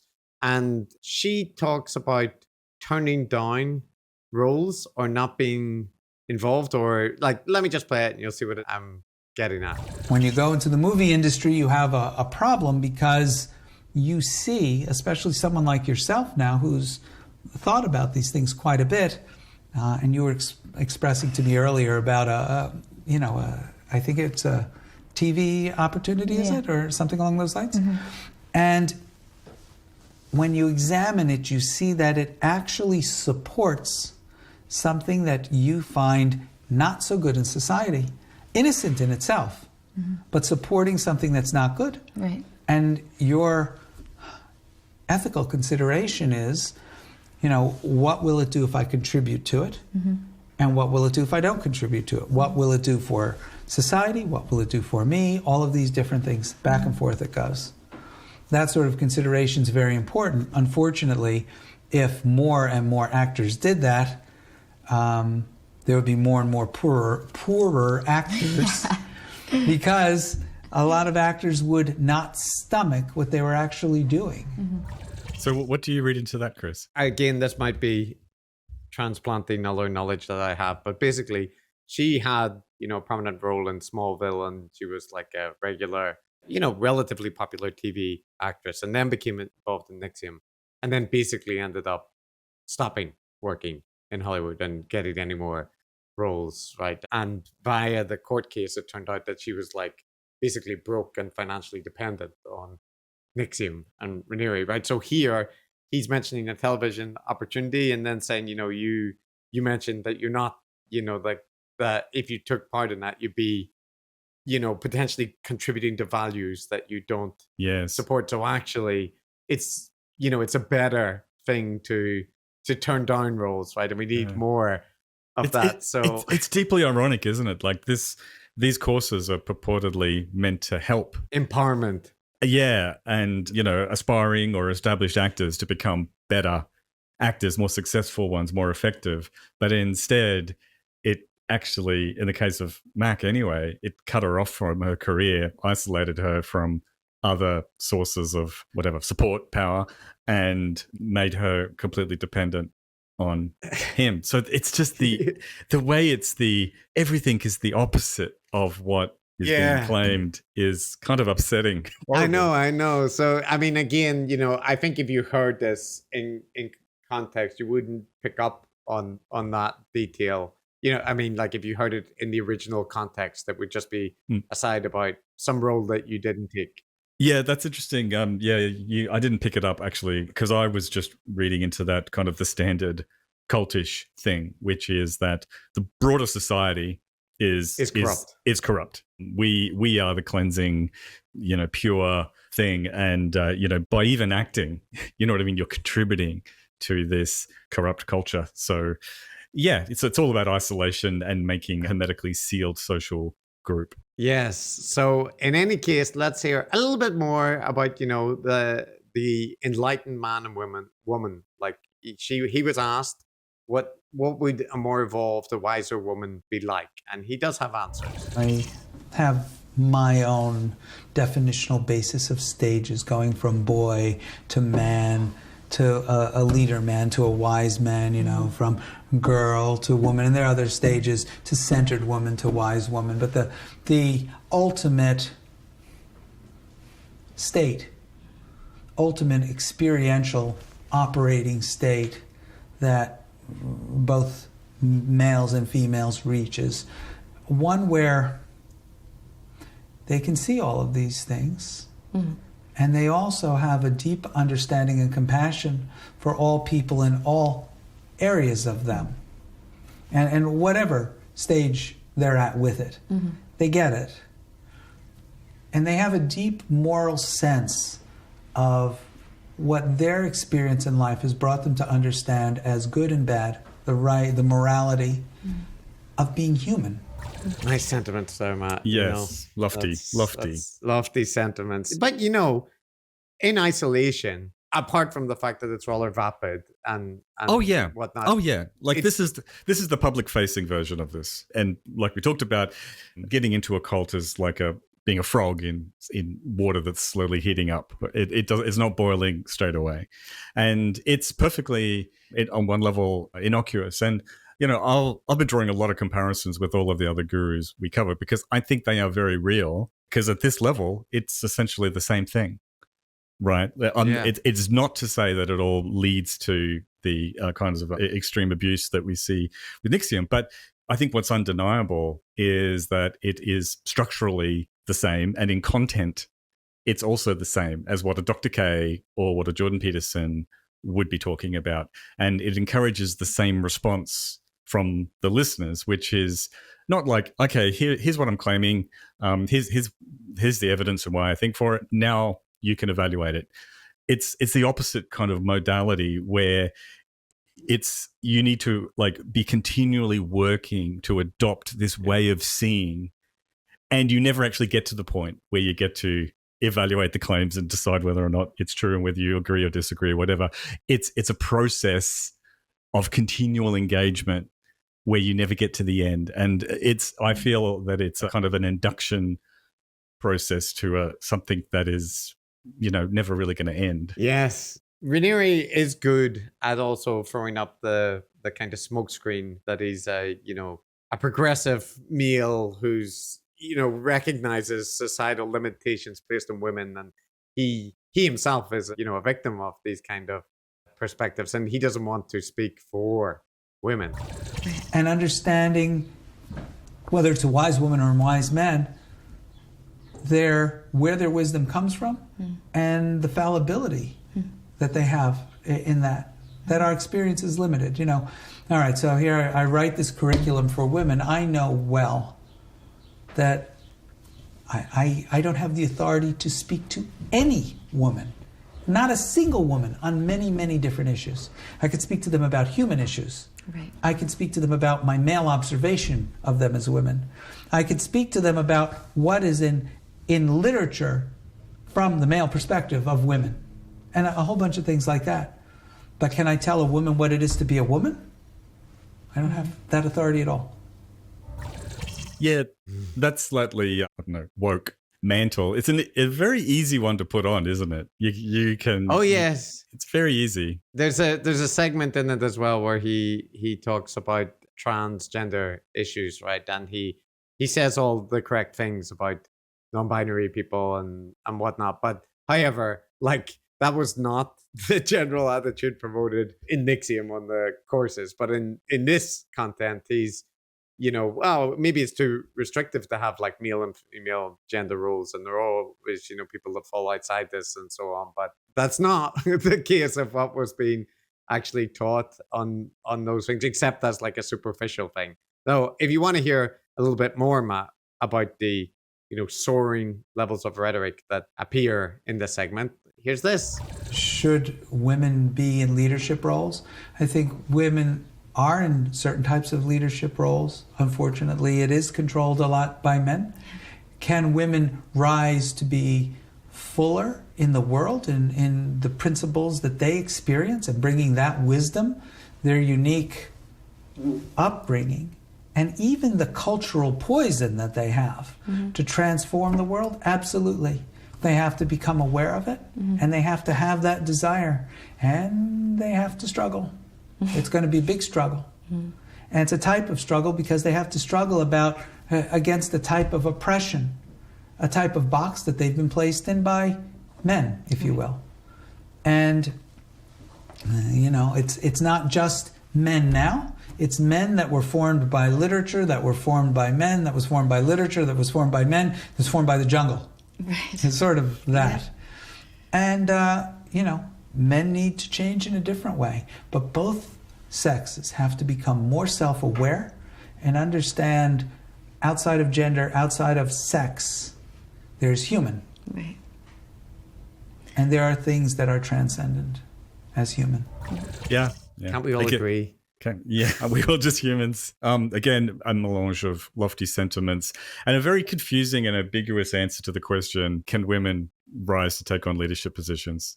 Because I would simply say yes. Like he doesn't quite say yes. He doesn't quite say yes, though he does imply that it's like, essentially it's going to be much harder for women because they have to struggle against the oppressive structures that are there by men in society and so on. So there is at least the implication that he is saying it would be better if that wasn't there, right? Yeah. Did you not think that was implied? Yeah, I think the implication was there, but I also note that it's in his framing, it's very complicated. It's a very complicated process where, and that sort of leaves a lot of room for it to be turned on its head, which, as we know, it was in NXIVM. The other thing too is that, did you notice a slight logical incongruity there, which is previously, he references this, he takes the position that basically male and female gender norms are essentially poison,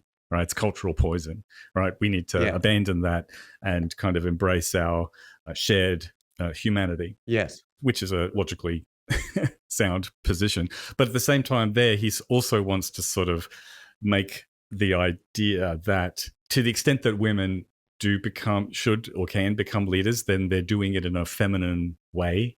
They're sort of growing their presence in the world or something like that. And he sort of acknowledges the incongruity there by saying, but that is kind of the poison as well. The unique feminine poison would be brought into the world. So I think there's just a contradiction there. He's sort of wanting to have it both ways, where he goes, yes, women can become leaders, but they're going to do it in their own unique feminine kind of way. And that contradicts his other stance. Yes, so there's like the universal human experience, but it's women and men have very, different characteristics and strengths and weaknesses that they need to play into.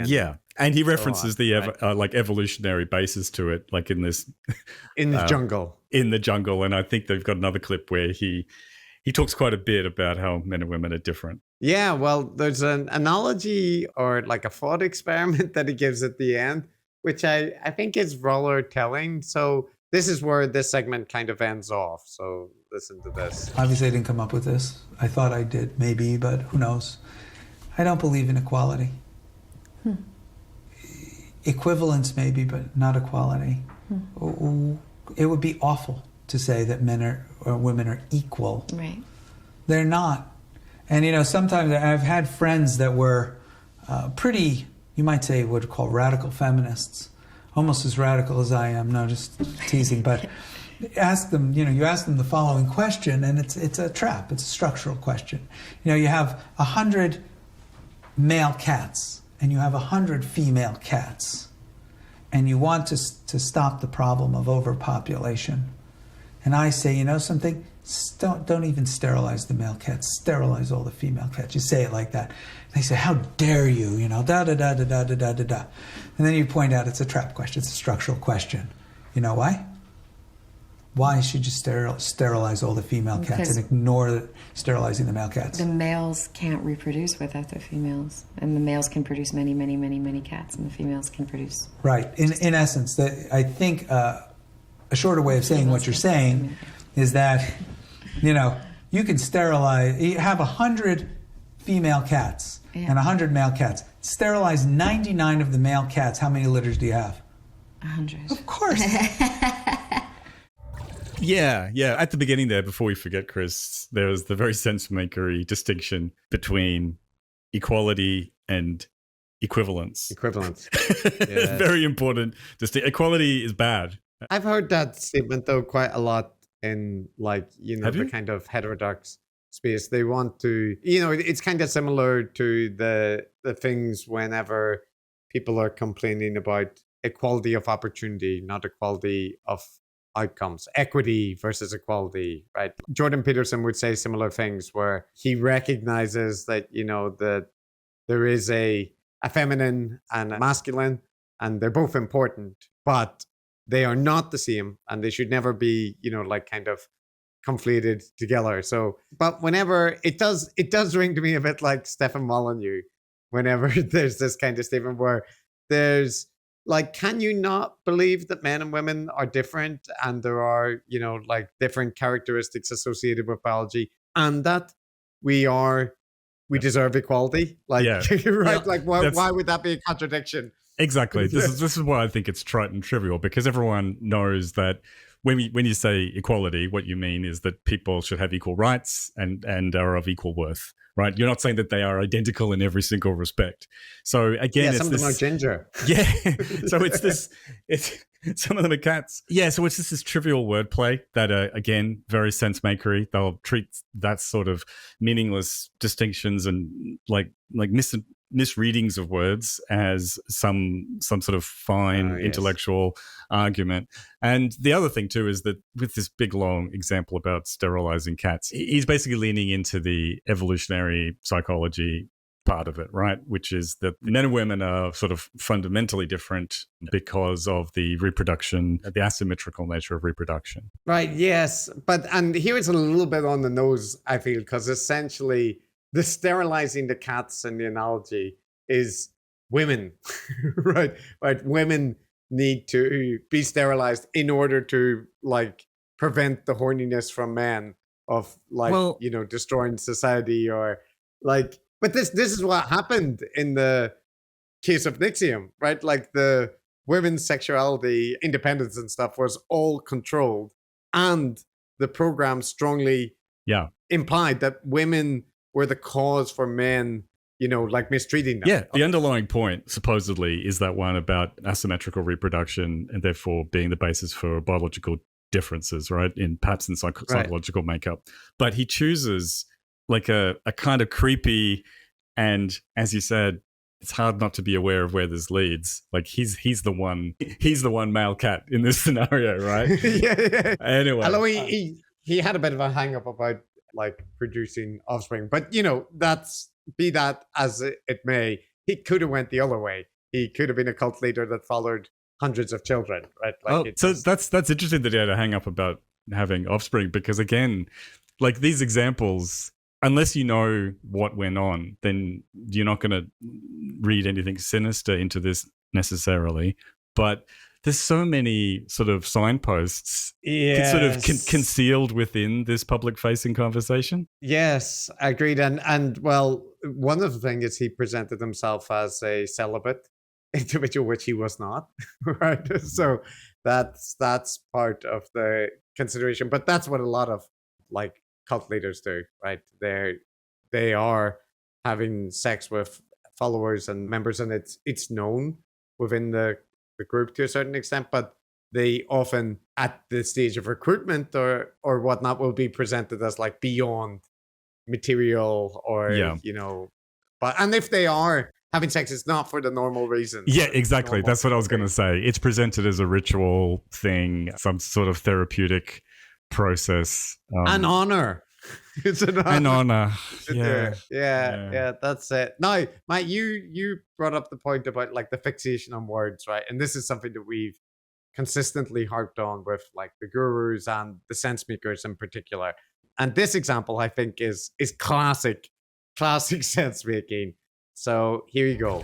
The hope is that over time we will evolve beyond it, which I believe so. Mm-hmm. I had learned, like distinctions in language. Once you learn the distinction, like you learn the difference between good and well, it's very hard to use them incorrectly again. Or nauseous and nauseated, Someone says, I'm nauseous. Once you understand that distinction, it's very funny. To say I'm nauseous, if I'm saying I'm nauseous, it means I am making other people nauseated. The feeling of nausea is something that is very uncomfortable for us. And if we have that feeling, we are nauseated. Mm-hmm. If we are nauseous, we give other people that feeling. We induce nausea. Yeah, so I'm nauseous. Everyone in the room feels nauseated. So it's sort of this funny thing. Now, are you going to be able, next time you go, as many people do, and say, I'm nauseous, say, no, nauseated. Yeah, totally. See, because you see it. Yeah. Yeah. It's a trivial. Very important, Matt. Very important. Very I know. important. Like there's so many levels of these types of conversations. And on one level, it is just so trivial and dull, isn't it? Somebody harping on about the difference between these words. It's almost like, somebody says you use the past tense there, but do you realize by using ED, you make things into a previous setting, right? It's the same word, right? But you've changed the stem of the word. So it's like, it's actually referring to a different time period, which completely changes the cognition of the person they're talking. They need to reflect on something that happened in the past. And you're like, well, that's all true, but that's just the nature of past tense. Yep. And it does invoke in me, Matt, the sense makers, whatever, they're like, what do you mean by conscience? Or like, that's very interesting, right? And good and well, that's an important distinction. Like, are you good and are you well?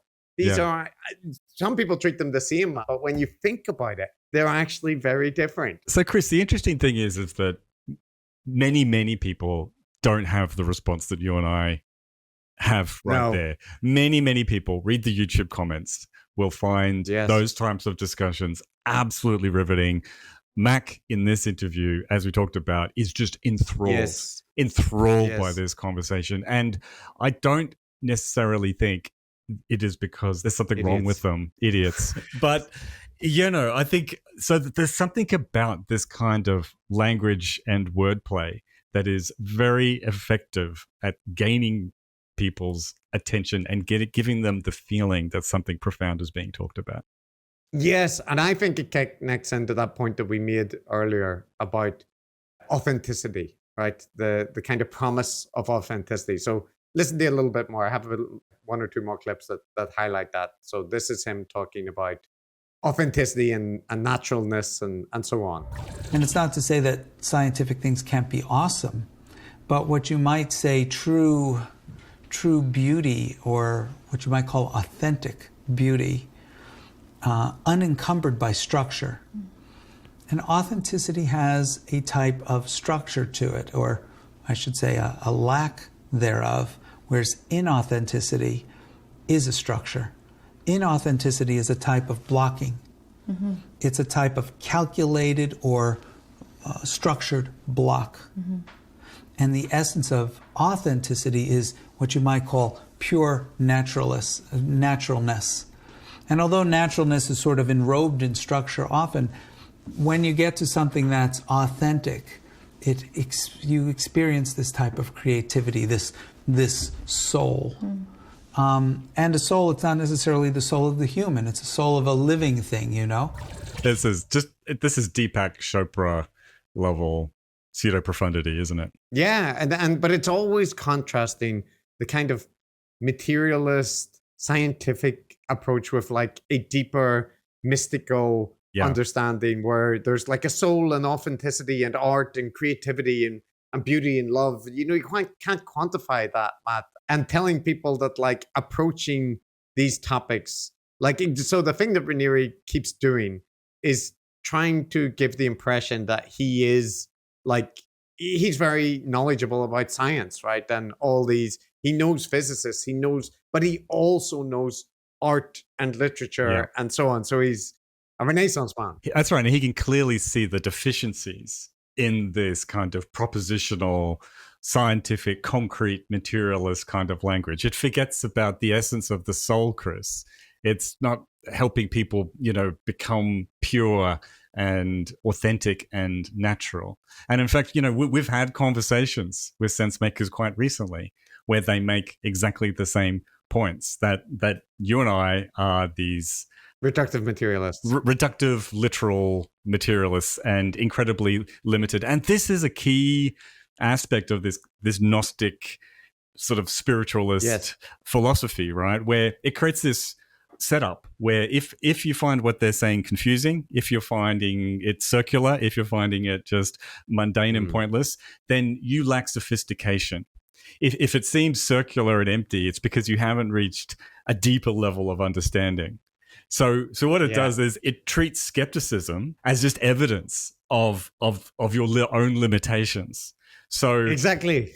I mean, and so I this makes me incredibly angry.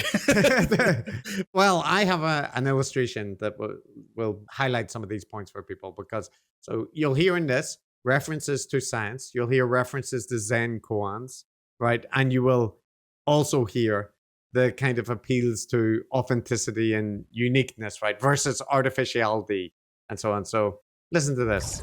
If you were hooked to the laws of physics without having any sort of a separation, then your performance would determine your performance, which would determine your performance, which would determine your performance. And just like a snowball rolling downhill, you really wouldn't be able to change the course of events. But the beauty of our possible delusion that we have free will is that we can change the course of our events. Which is so much what the source looks at and focus on. I mean, at least the foundational curriculum. It also, I hope, brings you to a point where you have that wonderful sense of invincible summer, the Camus quote, you know, in the depth of winter I finally found in me there was invincible summer. To find your invincible summer, to find that not only the core, that invincible summer, but then what arises from that core is every moment that you've lived in your life has crafted an experience of you and your life and how you've been in itself. And that is unique. And you can bring that uniqueness authentically to anything. And you can explore all the different facets of yourself and use yourself as the best tool you can.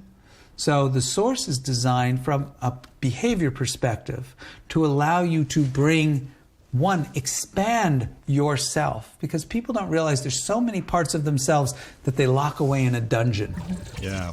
I mean, again, reminds me of so many people. Reminds me of Dr. K with this therapeutic kind of evocative, metaphorical approach to self-improvement. Reminds me of Curtis Yarvin with the decorative quotes. Like, these characters are very good. Like, I see no evidence of any of them that they have like a genuine deep understanding of any discipline. But what they're very good at is picking up good quotes, good little nuggets from like a bird picking up shiny objects. Dr. K has to be fair. I mean, I know we're not focusing on him, but he has like some expertise in psychiatry and, that kind of thing. But he still engages in the decorative scholarship when it comes to referencing physics or referencing psychology or that kind of thing, right? Like, we've seen that in his discussion of the Myers-Briggs test. So it's not that they can't have expertise in specific topics, because some of them do.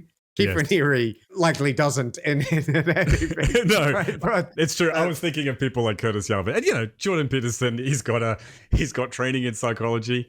He's very bad at actually applying it, in my opinion. But anyway, yes, no, agreed. And I've just got one last clip that highlights this point about the scientific cosplay that they sometimes engage in. So this is up your street, Matt. This is about cognition and developmental research, which is not so much up your street, but nonetheless. I'm sure I'll love it. I'm sure I'll love it then, Chris. I'm sure I'll love his take. You might learn something. Yeah. Different children have their brains that myelinate at different rates. When a part of the neurons, the functioning of the brain, if you will, it's not like all children are born and their brains are at the exact same state and they can do the exact same things at the exact same time. And it's not even in the exact same order. If you watch linguistic development, you can have some children that just are so far behind in language development. They could barely speak a word. Then the next month they're speaking in sentences. Right. So how these things fit together is by our science right now, pretty unpredictable and pretty miraculous. But really what counts is where they are and what their next step is to help them go forward. And wherever they end up is the best that they can end up. You don't want enlightenment for every child. That's one step worse than you wanting it for yourself. It's like forced enlightenment. Yes, exactly. I want you to be enlightened. I had to dream about that. Yeah, so the reference to myelination at the beginning is purely decorative, has no connection to... It's very important, Matt. Sometimes you have to use a technical term. I don't know if you know, Matt, I mean, children's brains develop at different... Really? Really? Children yeah. develop at the different developmental stages and they don't proceed at the same rate across individuals. There's always the invocation that science barely understands everything, right? It's mostly a mystery, right? It's a mystery, yeah. But I actually do think linguistic development is something that people have studied quite a lot. And, he makes claim to some children, they don't speak anything. And the next month, they're speaking complete full sentences. It's miraculous. We don't know anything about that. It's just a miracle. Yeah. And also, I would say that's a very outlier case, right? Where like a non-verbal child becomes like proficient in the space of a bond. Right, okay. as well. I was allowing for hyperbole there, but sure. Yes, but yes. So there you go. He's familiar with linguistics as well. And Matt, again, the actual point that he's making in that little segment that we're playing is he is making a reasonable point here, which is saying, children develop at different speeds and you shouldn't have like pressure on them to behave. You should appreciate, their... Well, so the message is not bad, right? Well, you described the message as not bad, but I describe it as just incredibly mundane. And so this is, again, why it fits our format perfectly, because I see the go-to tactic of the prototypical guru to be saying stuff that is either, it could be silly, but is often just mundane. But they express themselves in such a way to give that feeling of profundity. And this is a perfect example of that. Yes, that's true. Now, the other thing I wanted to highlight as a connection is, so like I mentioned, there's a bunch of courses that are discussed, right? This discussion starts off with the talk about creativity and authenticity. And then it goes to a course, the source, right? This is the name of the course that they're promoting. Now, it's particularly a course orientated towards actors, right? So what is the source about, Matt? What is the source about? Let's hear. And a lot of the questions that they ask is like, well, how is it different than Meisner? How is it different than Stella Adler or whatever? And a lot of what the answers that I've given have been like, well, it's a partnership with that because it gives you the foundation underneath all of the technical skills and all of the kind of traditional approaches to acting that we've had throughout time. Like it really gets to the core of the actor so that you can work on the raw material, and then everything else that they produce is affected by that. But I don't know, like, I'm curious to know what your perception is of the curriculum that you created and where it came from. And Well, it comes from a mix of human behavior and philosophy, and also really technical communication. You know, acting is all about a type of communication and being not only more aware, but more congruent in your communication. So you want people to, if you will, and I'm going to be a bit common in what I say, you want people to buy your character. right. And the way they buy it is they find it congruent and authentic. Now the question is, I mean, if someone could be totally congruent in a character and express authentically through that character, so they could do any sort of a scene or whatever, certainly that actor could do anything. Yes, just going to like an acting coach or voice coach or someone who specializes in this kind of thing, that's so old school, isn't it?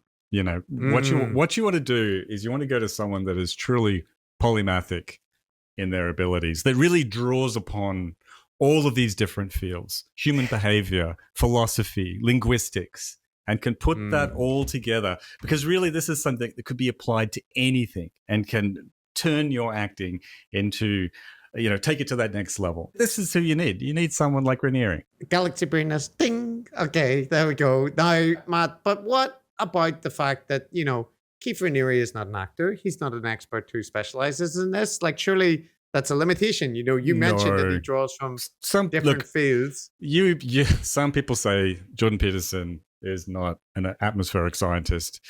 But, you know, once you have these general thinking skills, like this is like general, you know, abilities like sense makers have, then you can understand anything. It's a framework for understanding anything in the world, Chris. Oh, you're invoking first principles thinking, Matt. I wonder if Raniere brings that up. So the question is, how do you achieve that?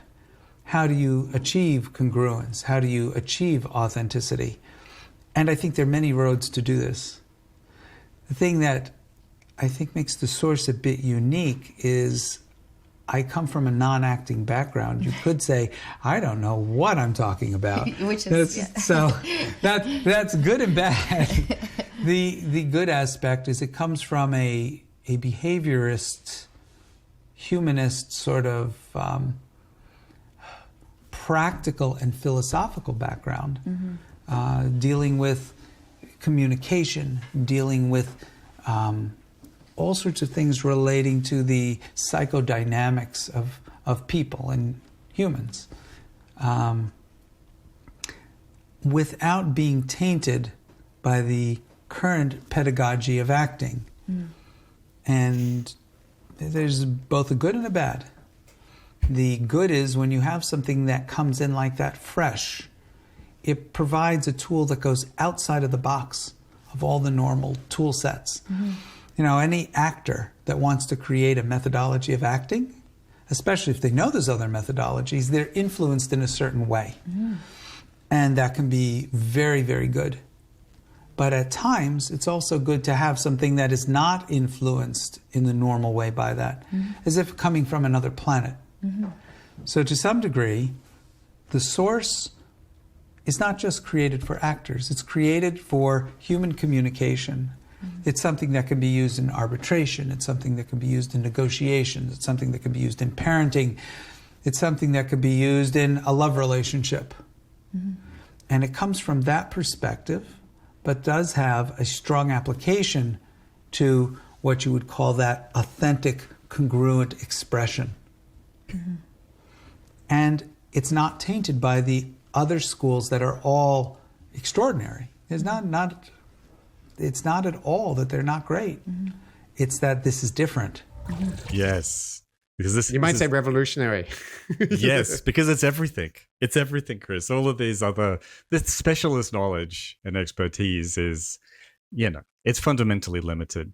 When you have true systems thinking and are operating from first principles, and you understand that everything is created by humans interacting with the world, then you understand that like one unifying framework can be applied to understand everything. Actually, at times like this, he reminds me of so many people, but he reminds me of Jordan Hall in this particular instance.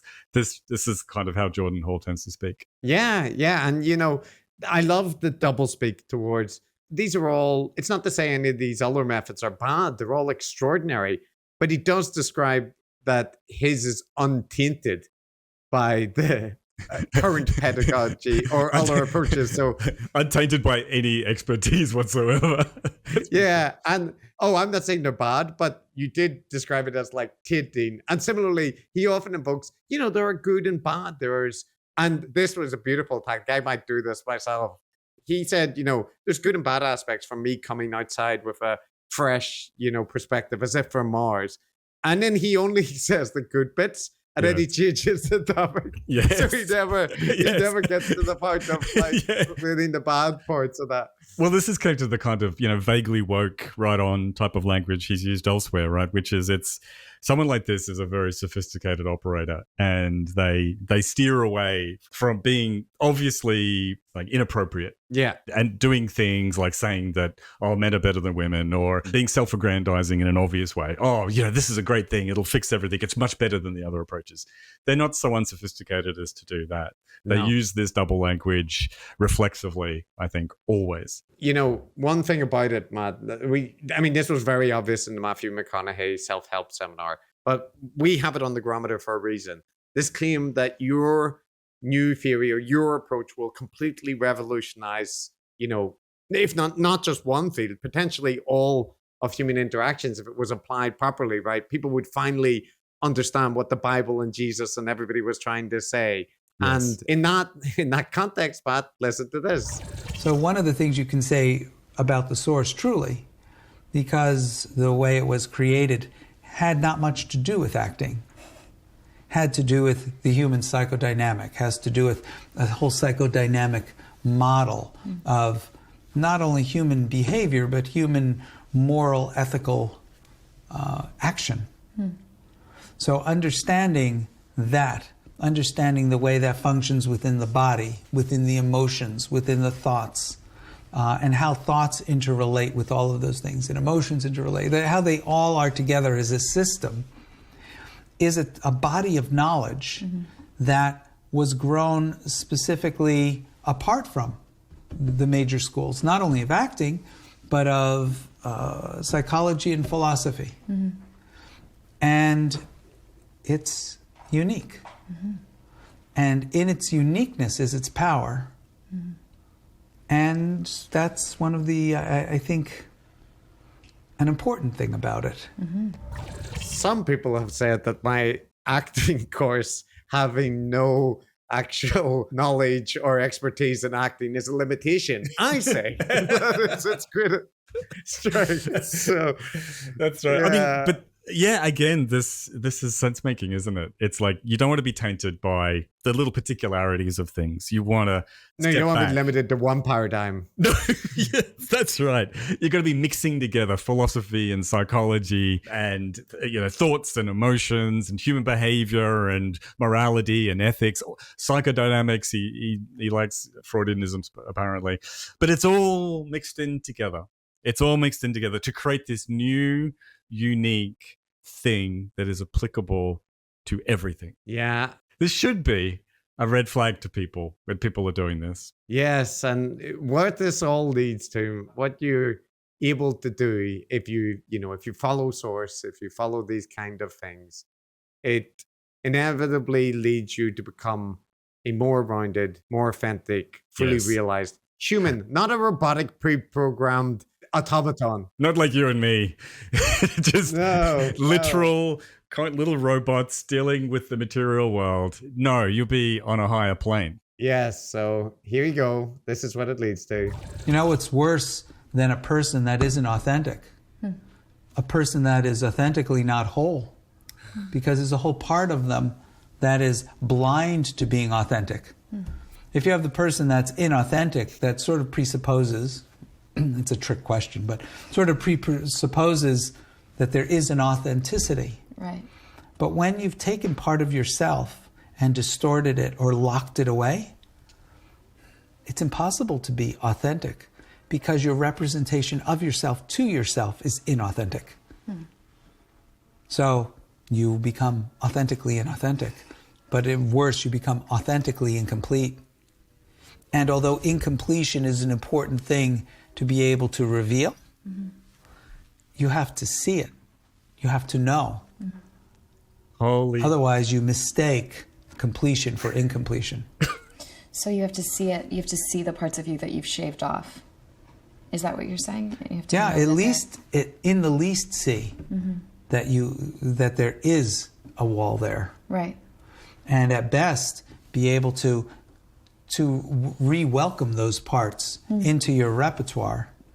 So, Chris, I've complained before that about how difficult it is to pass what it is they're saying and how it creates a high cognitive load, that it gives a feeling of being wallowing around in a semantic fog. You claim, it's very straightforward. I know what they're saying. So you're the understander. Yeah, is that perfectly clear to you? Expressed that was clear. Yeah, I got it. Because so what he's saying is like, if you're you're unaware that you're an inauthentic person, that's bad.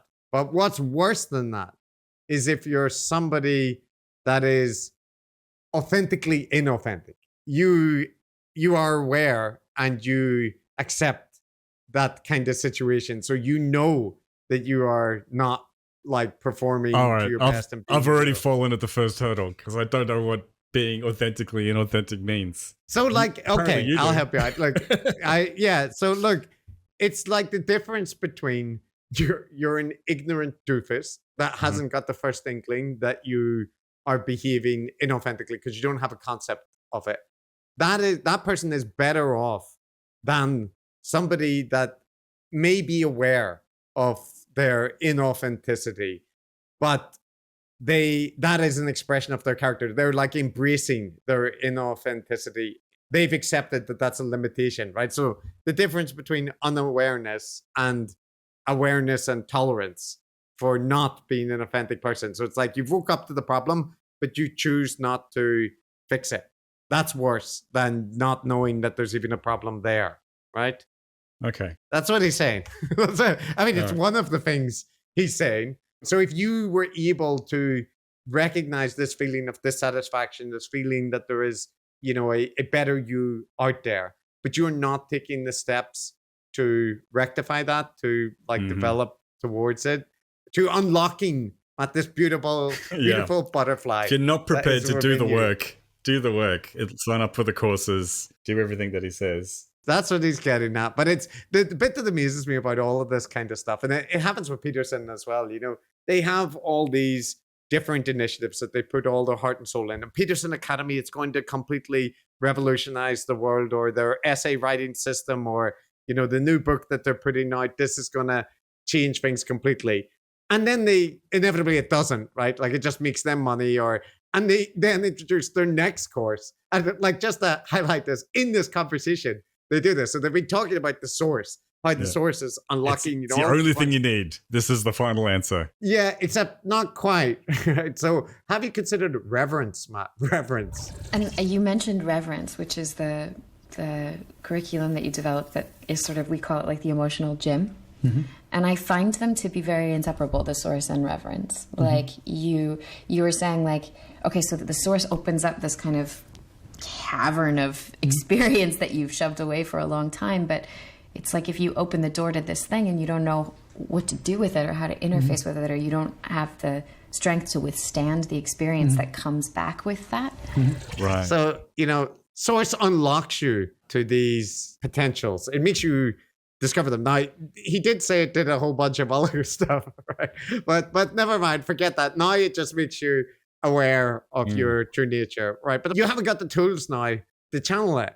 Like you're not authentic enough by just doing source, right? So, but maybe if you combine source and reverence, you at least get it closer. I mean, listen to this. It's hard for a person to be deeply authentic if they're inauthentic with themselves. Mm-hmm. And people who are inauthentic with themselves, the nature of being inauthentic with yourself is that you're blind to it. Otherwise, you'd be authentic with yourself and then you'd be sort of conning yourself on top of it. Right. But true self inauthenticity is blindness. It's an incompletion. But with understanding this philosophically and opening these areas up, then what are the practices? What are the actual practical tools that allow you to, if you will, it's almost custom design. Or you might call it designer emotional states, designer emotional capacity, designer emotional transitions. Yeah.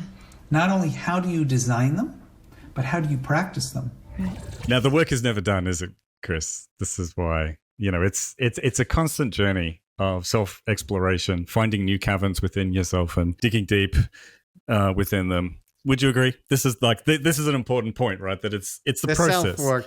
The self-work can never end. Can never end. And I know it's going to seem like a long bow to draw, but I see a connection here too between the anti-racist gurus we've covered, Robert DiAngelo. Yes. Abraham X. Kendi, because they both have a very similar kind of thing. There's a constant process of self-exploration that has to continue. They are going to guide you through it. And again, the work is never done. And it has the same kind of self-justifying rationale, which is if you agree with them, good. Right? If you accept the message, 100%, that's good. If you're skeptical, you need to do more work. Yeah, you're showing fragility. You're showing whatever, some unrecognized racism that you've got. So there are common structural elements to all of this stuff. Bad arguments.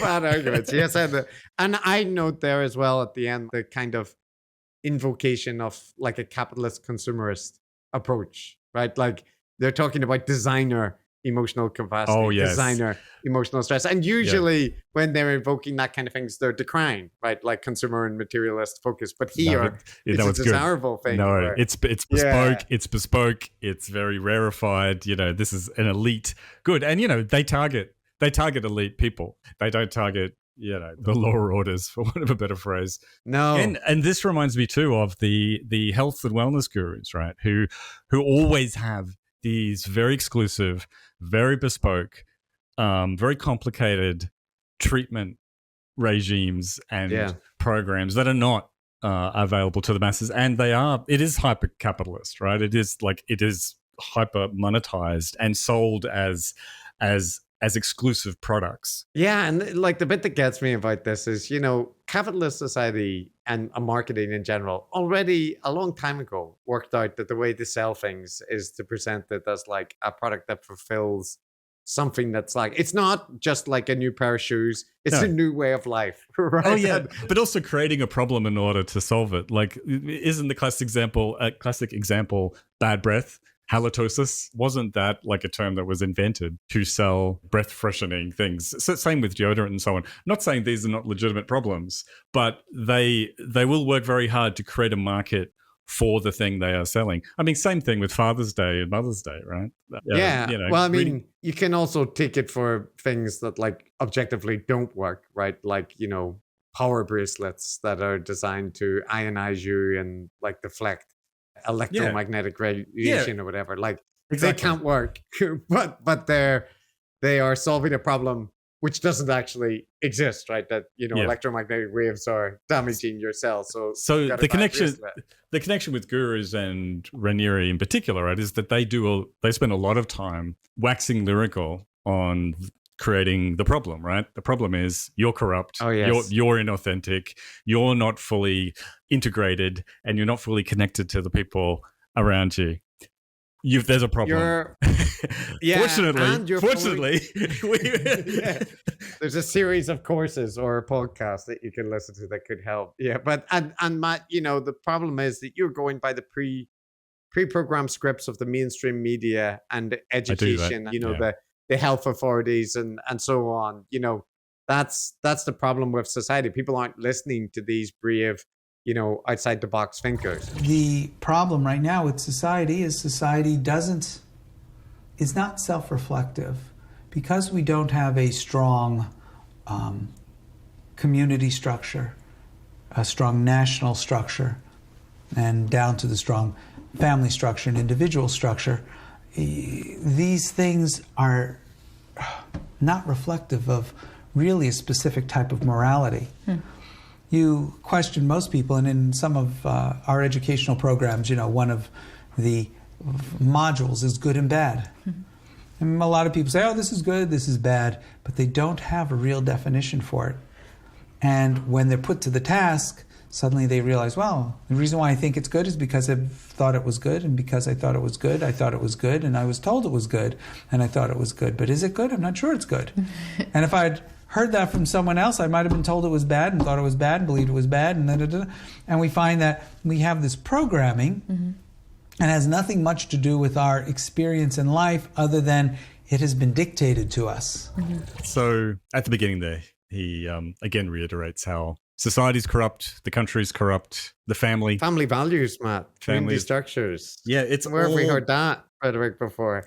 It's all fucked, isn't it? And so I've got a question for you. Like, have we covered like any bad guru who has not claimed that the entire world, everything, is corrupt? Because that, I've just realized, is an extremely consistent theme, isn't it? Yeah, although it is a very popular theme, in a lot of areas, to be fair. True, like, I mean, true. if you go into progressive media, Yes. you will hear that. If you go into right-wing media, you'll hear about the collapse. So it is fair to say it's a very popular line of thought. That's true. Stephen That's Pinker true. is vehemently hated. Yeah, it's vehemently hated for saying that things are okay and getting better. Nobody wants to hear that. Yeah, the only person that was allowed to say that, there was a degree even then that they weren't in favor of it, was Hans Rosling, the nice TED Talks with the visualizations, right? Yeah, he got away with it. He was not totally. Some people still accused him of being Pollyannish, but less so than with Pinker. So yeah, there is that, and it's I mean, we don't hear this much echoes of this, to be fair, in this content, but there is often in the sense maker content and the guru space this kind of harkening back to the pre-industrial society, or at least the 1950s, when community structures were strong and people knew their roles and they had purpose and meaning. We weren't in this existential meaning crisis, and their family structures are beginning to crumble.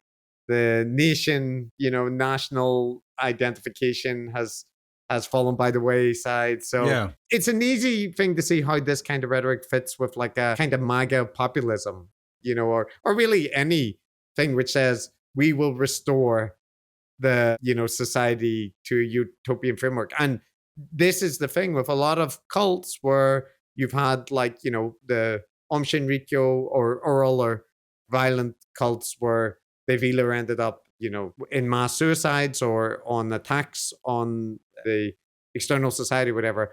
They often frame it that they are acting to restore society, right, to the utopian future. The problem is, it's not that they hate people. It's not that they want to cause harm.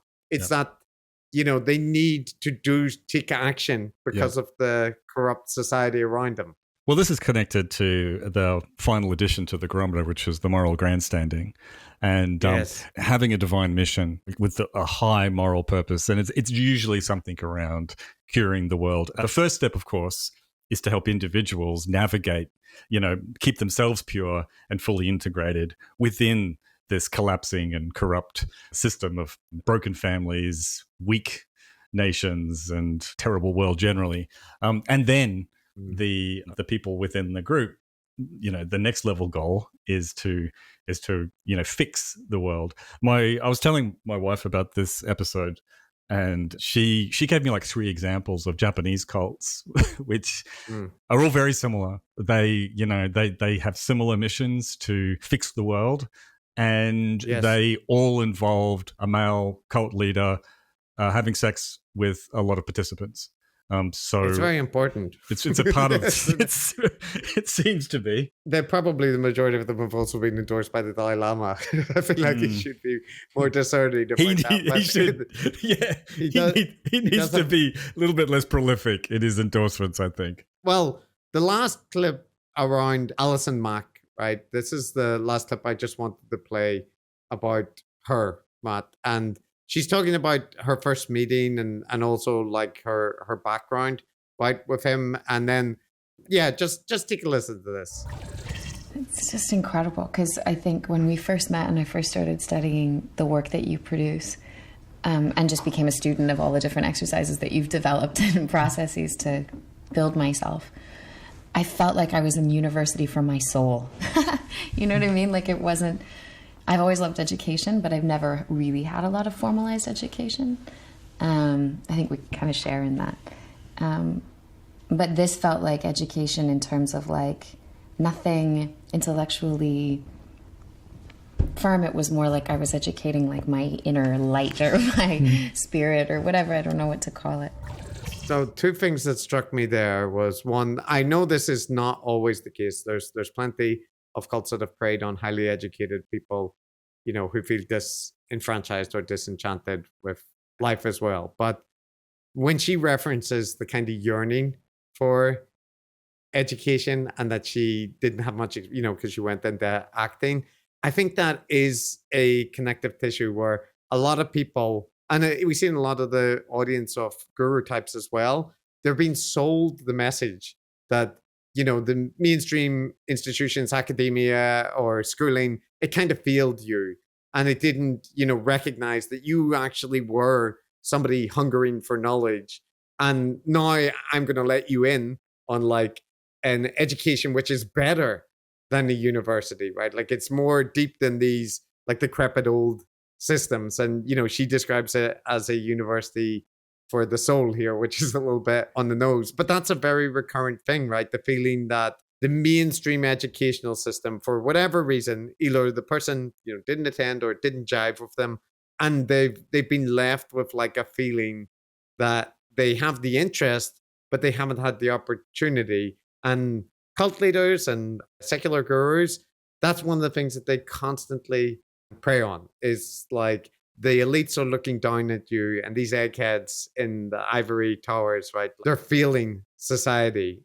So I just noted that as a recurrent like motif. Yeah, agreed. Yeah. And there was also, Matt, you know, one thing, it doesn't relate immediately to this point, but I went on a meditation retreat when I was like in my 20s in Canada, right? Like a, you know, a Vipassana silent retreat, right? And as part of it, there were like sessions where people would come in and talk about their experiences meditating, right? And I remember vividly that there was somebody who hadn't had much experience meditating, and they went on this like semi-intensive retreat, right?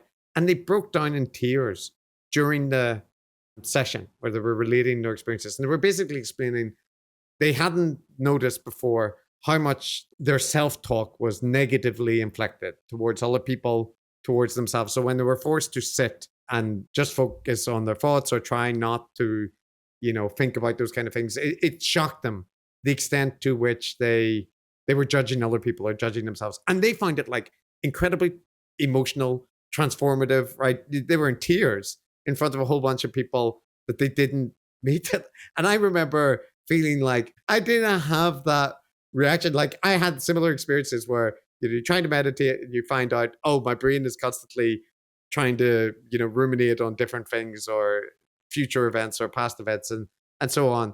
But for some people, I think there is like a very deep emotional response to finding out new insights about themselves, right? And yeah, I think that can speak to the kind of person who might be a little more likely to, you know, get caught up in self-improvement movements or that kind of thing, because they're, I don't know, I'm not even saying that it's necessarily like a gullible aspect. It's more like they're just more fragile or more like emotionally affected by these kind of insights. So yeah, I don't know if it's relevant, but it struck me as relevant.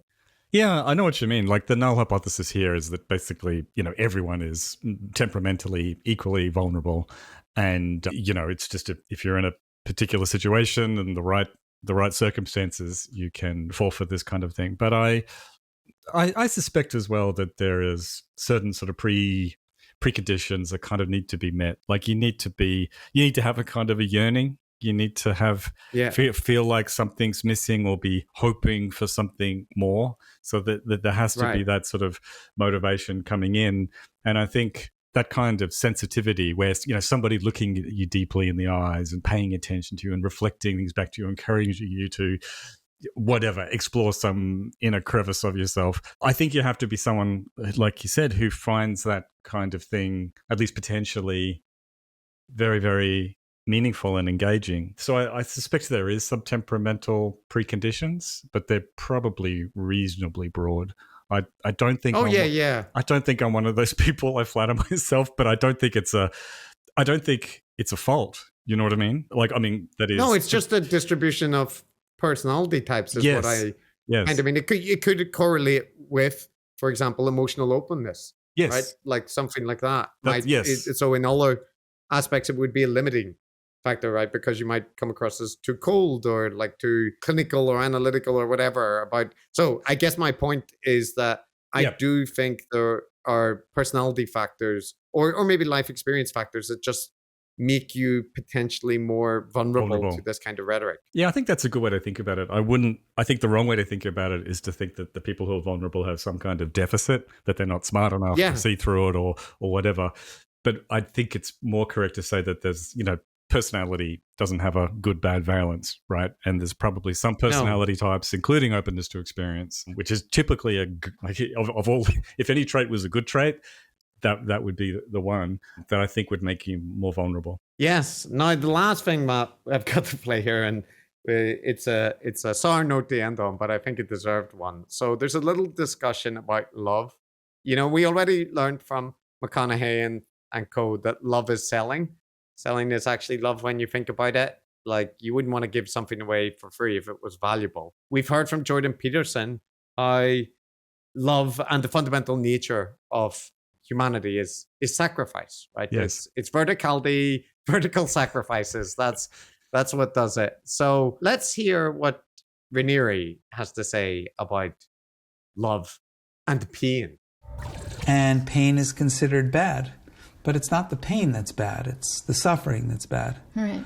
Pain is actually a very important thing. And if we look at something like love, and most people say, they desire love, or in the end, they either act from love or hate, or our desire as humans is to be loved or to experience love. Mm-hmm. Love has been, unfortunately, the concept has been tarnished. Mm-hmm. Love is something that, in the most developed human sense, the sperm and the egg. An egg does not have love. A sperm does not have love. Embryo in the womb does not have love. A newborn baby does not have love. But an old, wise person has an exquisitely developed sense of love, potentially. Somewhere in between being born and being old and wise, love happens. Some people think love happens at puberty because they start getting all sorts of tingly feelings, and now things feel alive. They feel like you want to consume in them, and they call that love. The nature of love, or what I might call the most developed aspect of human love, is not about just happiness. Is not about feeling good. Mm-hmm. And I had said the other day, I came up with a sort of a concept that love disfigures happiness. People who are seekers of happiness are actually going the opposite direction of love. And why do I say this? It's not that love doesn't contain moments of happiness or moments of joy, but the way we have a weight to our love or understand love itself or the magnitude of love is through pain. Mm-hmm. When we most feel love, we feel pain. Mm-hmm. And the depth of pain that we feel measures that love. Mm-hmm. And the depth of pain that we feel in the sacrifices that we make for love. Danger, Will Robinson. Danger, danger.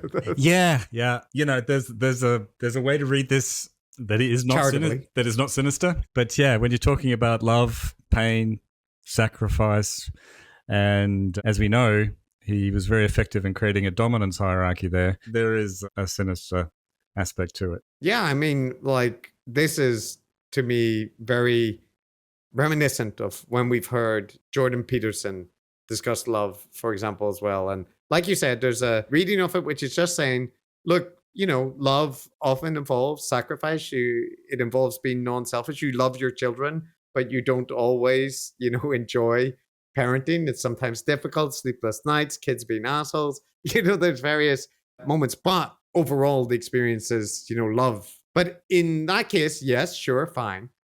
But when you say something like love is going the opposite direction from happiness, right? Yeah. You're like, well, not exactly. Like love usually does also include things like affection, happiness as well, right? So like if somebody is in a loving experience and all they're experiencing is consistent pain, no affection and hurt, right? In what Raniere is saying, that some people who aren't enlightened might regard that as an abusive situation about exploitation. But actually, Matt, that is the deepest presentation of love. And we know from NXIVM that this is part of their ideology, right? Like basically you have to sacrifice yourself. You have to become someone's slave and give up, devote yourself to them. And that demonstrates your kind of spiritual commitment and level. Very convenient, devotion. Isn't it?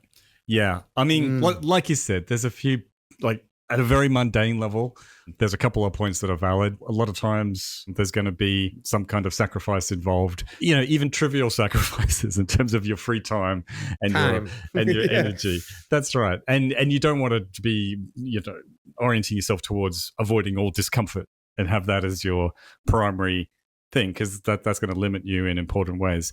But what he builds on that is this classic guru psychobabble bullshit. Like you said, the claim that happiness and love are opposites, or not opposite sides of a spectrum, it's a false dichotomy and it's nonsense. There's no reason why love can't involve joy a lot of the time, and other times you make little sacrifices. In fact, that's obviously far more plausible.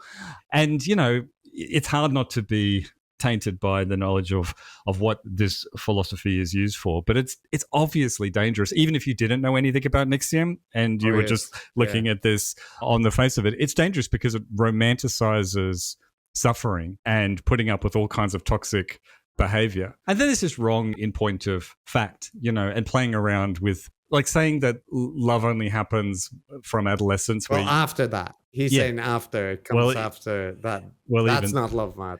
Yeah. So again, however you want to define it, there's lots of ways, lots of definitions. I think that it could involve younger people, right? Yeah. Children love lots of stuff. My kid was in love with Ultraman.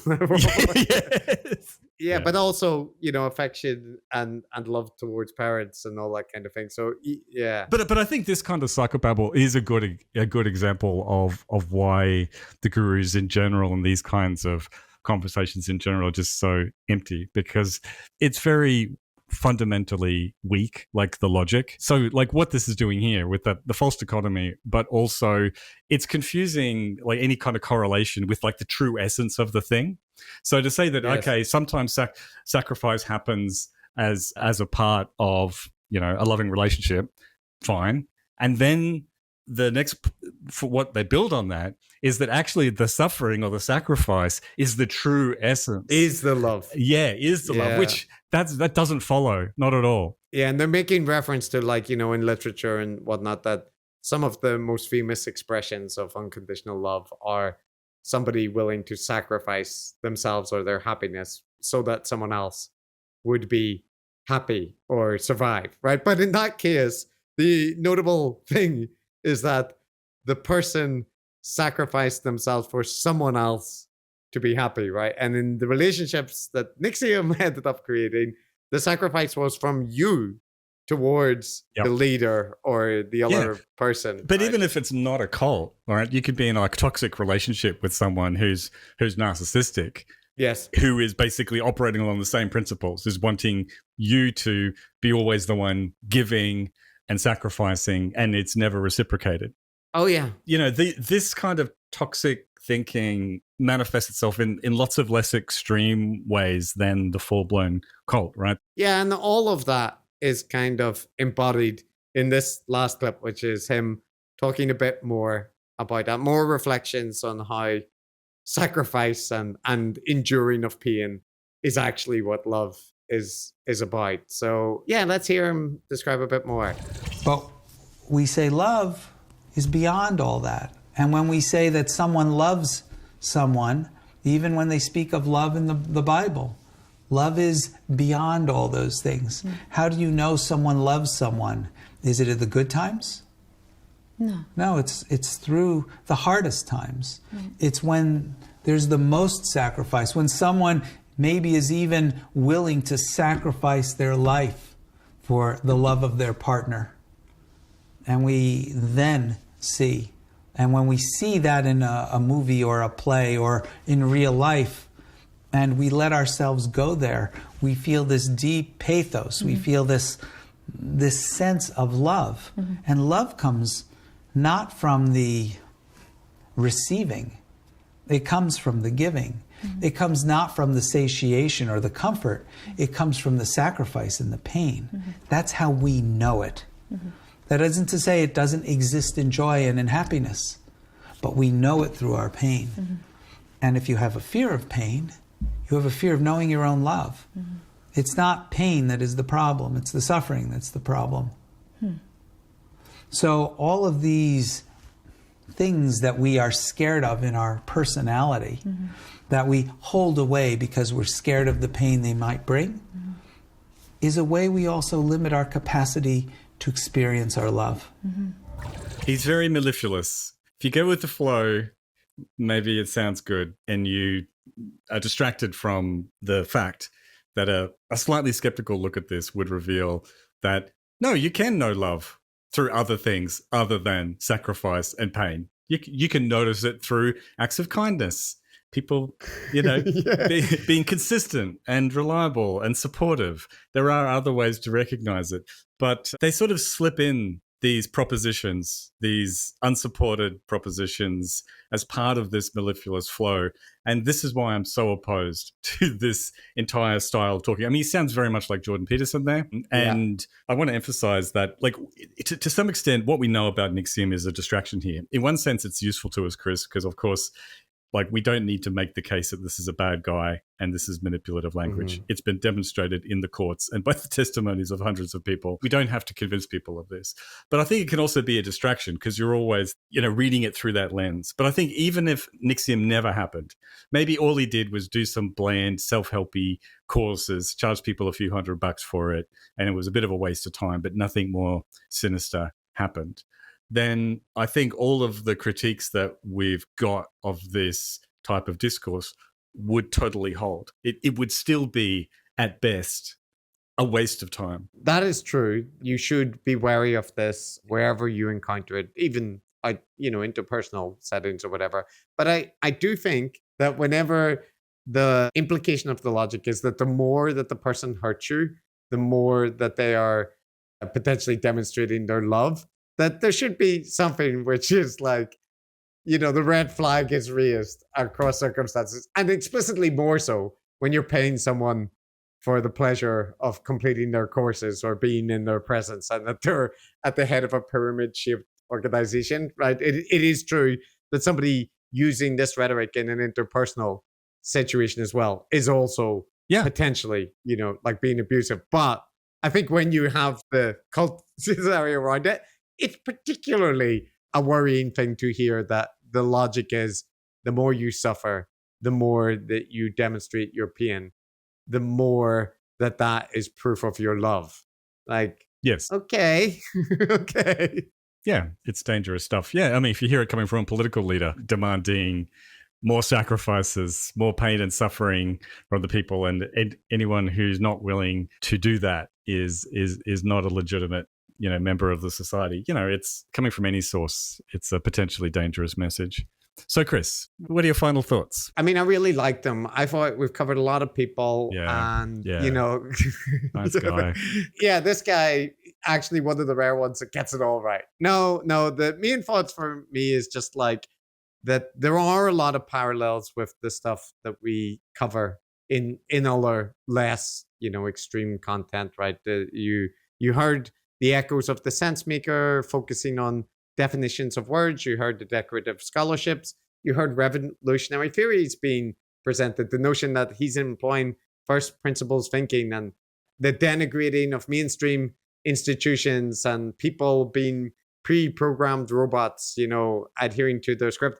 And the other bit that like really flagged up for me is just the amount of talk dedicated to uncovering your true self, becoming your authentic person, and recognizing, the elements that are hidden deep within you that heretofore have gone unnoticed. And that kind of rhetoric, it really rubs me the wrong way, but it clearly doesn't rub a whole lot of people the wrong way. For some set of people, it's very appealing. And this is part of the reason where I think when we are highlighting this as something that can be weaponized, we're not always saying it is weaponized, right? Like there's plenty of people that we've covered who talk a little bit similarly, like Brené Brown, for example, Sure. about dealing with trauma and, becoming more authentic or whatever.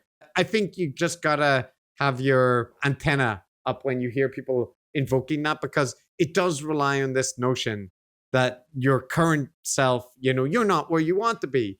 Don't you have things that could be better? Don't you think people like don't give you enough respect, or you feel dissatisfied with yourself, right? You could be better. And like in some ways it feels like it's very much preying on the frailties of the human condition. We always invoke this, but the fact that we're social primates and we're anxious about our status and anxious about life and so on, and you'll never find a person that doesn't have some of that, right? Yeah. I think people should just not try to do this kind of self-actualization thing. Just get a hobby.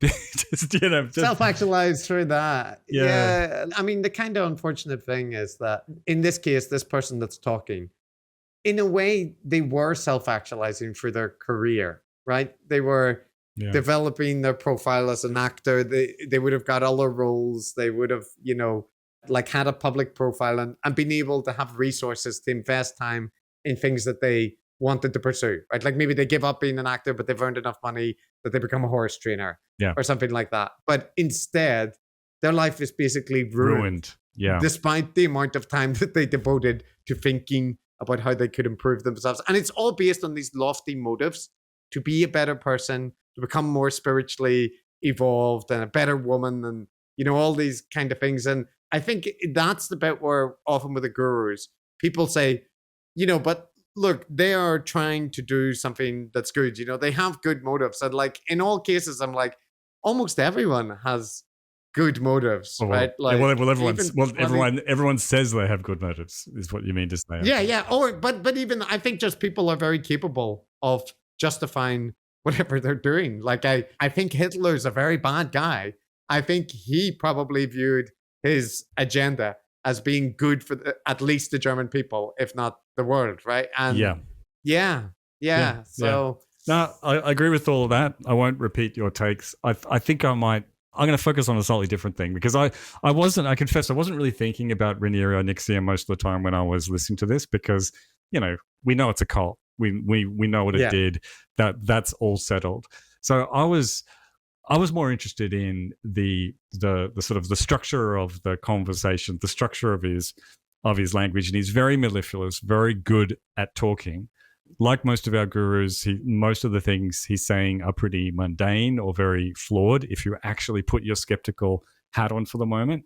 But the key thing is that I think the vast majority of listeners don't, because every part of the discourse is designed to prevent you from actually evaluating the claims critically.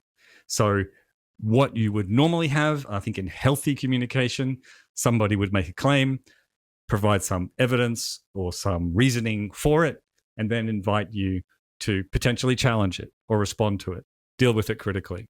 But the guru mode is to say, you need to adopt this way of thinking and perceiving before you can even, you need to do so much work to understand it. And you could be doing cognitive work.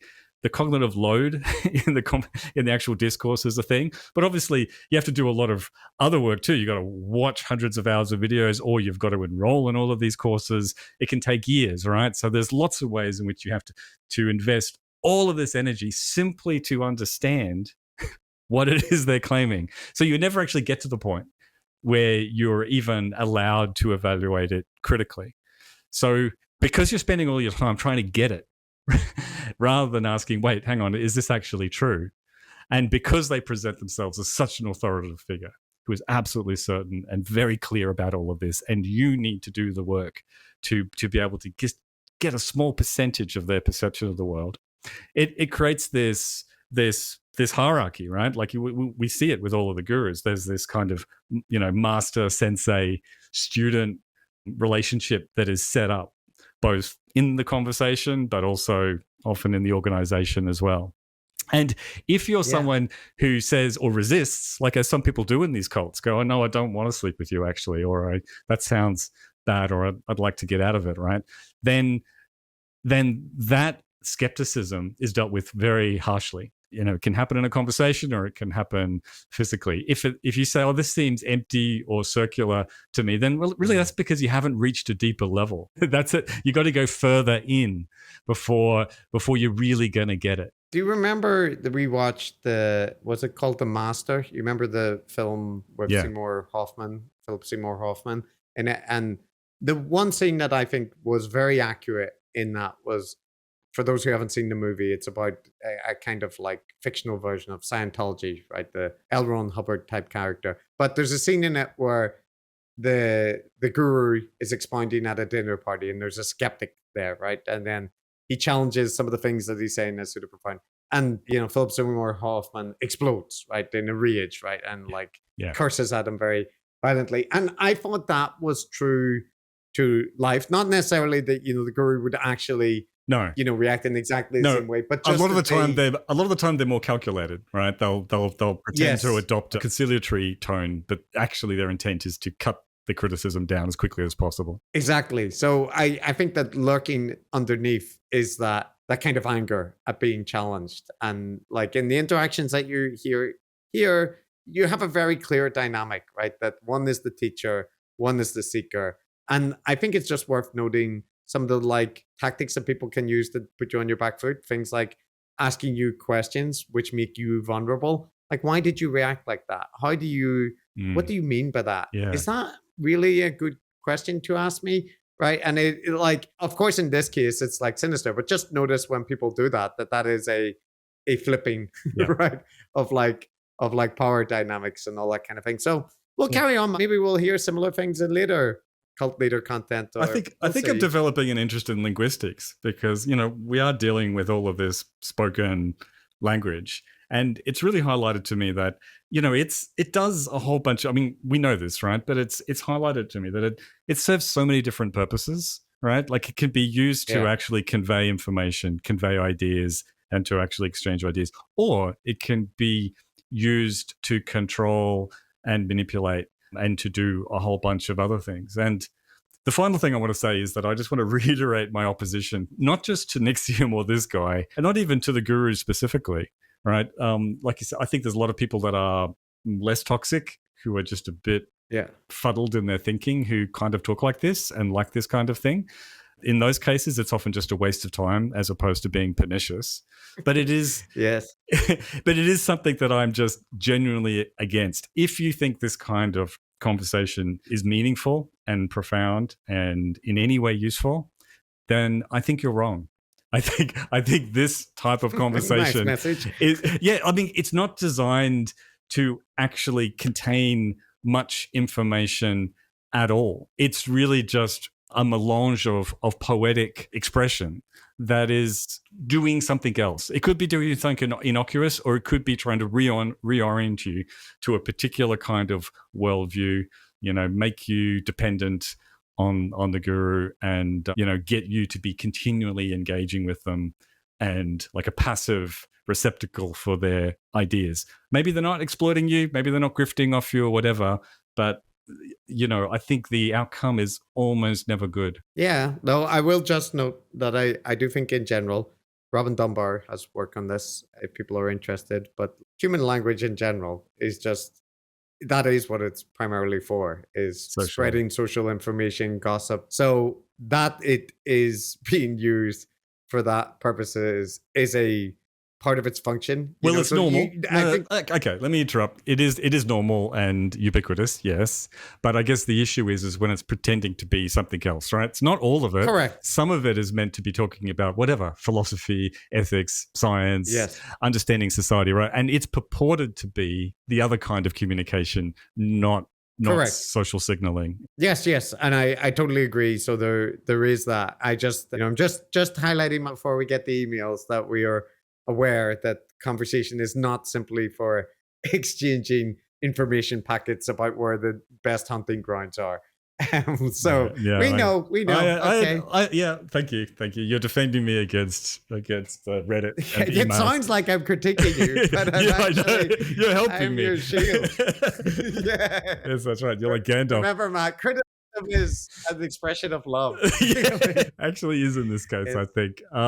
Hey, one more red flag, which is that continuous work, that continuous engagement that is encouraged by this Raniere guy. Yeah. That is something we see, across many of the gurus. And to contrast it, I think early on we sort of unveiled our gurometer, right? We haven't added much to it, right?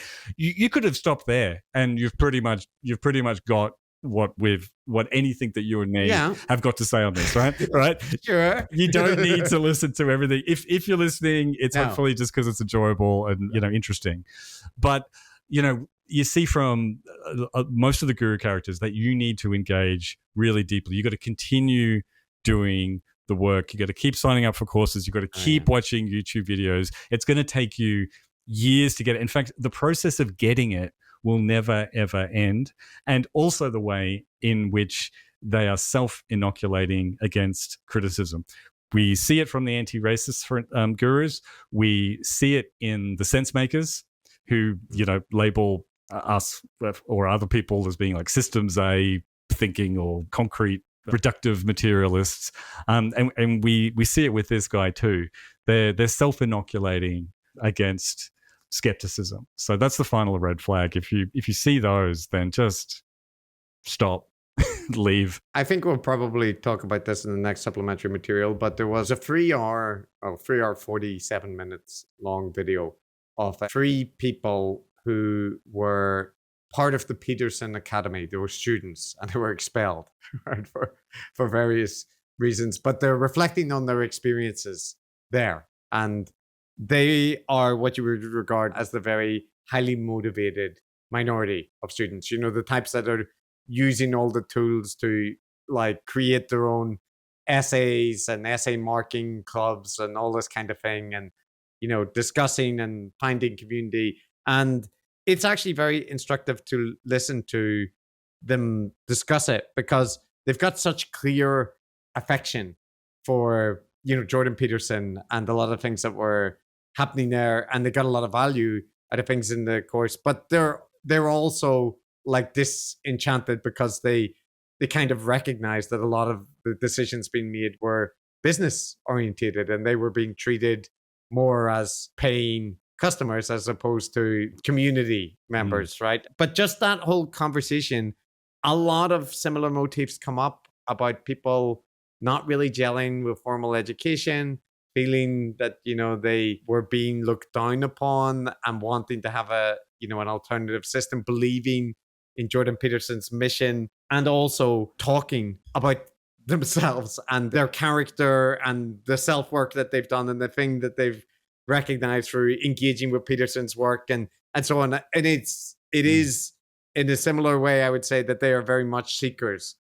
And they're not bad people at all. They're not non-critical, but it does, I think, highlight how these dynamics apply. Like, and in that case, they just lost, some money and some time, right? Yeah. But they got off pretty lightly. Like Jordan Peterson, for all his faults, is obviously, far less dangerous. He's too busy. I think he's too busy to be a cult leader. But I think in other circumstances, that could have well went down that route. Well, I got to say briefly that of the few, I know a few Jordan Peterson fans in real life, not closely, but I know of them, and they fit exactly the description you gave there, Chris, which is that they're kind of smart cookies, you know what I mean? But they, for one reason or another, feel a bit disenfranchised, feel a bit left out. And they really like the idea that what they've been left out of sucks. And that the Jordan Peterson type community is an alternative one in which people of worth like them are valued. Yeah. So, well, maybe I might play a couple of clips, or we'll talk about it in the next supplementary material. But that will be thematically connected to cult season. Yay. Just to be clear, though, it's like a periodic thing, right? Like, we don't have to only do cult thank God. until the Thank end God. of the season. Thank God, because we run this podcast, Matt. It doesn't run us. Yeah, I couldn't handle doing like this level of toxic cult every week because because this guy is a snake and it is painful to watch this. It's bad enough listening to it, but if you watch it and you see the body language and expression of the lady combined with just the snake-like essence of that guy, it almost sort of in a hypnotic kind of way. It is deeply ugly. Yeah, we're at 100% hit rate for when people invoke their high IQ that they're not to be trusted. No, right? So that's worth noting. All right, well, we'll be back. Soon enough. You know it. You can't stop us. That's it. We'll keep coming back. Same channel. We're like boomerangs. Good Aussie reference there, Tiamba. Bye-bye, Matt. Bye-bye, Chris.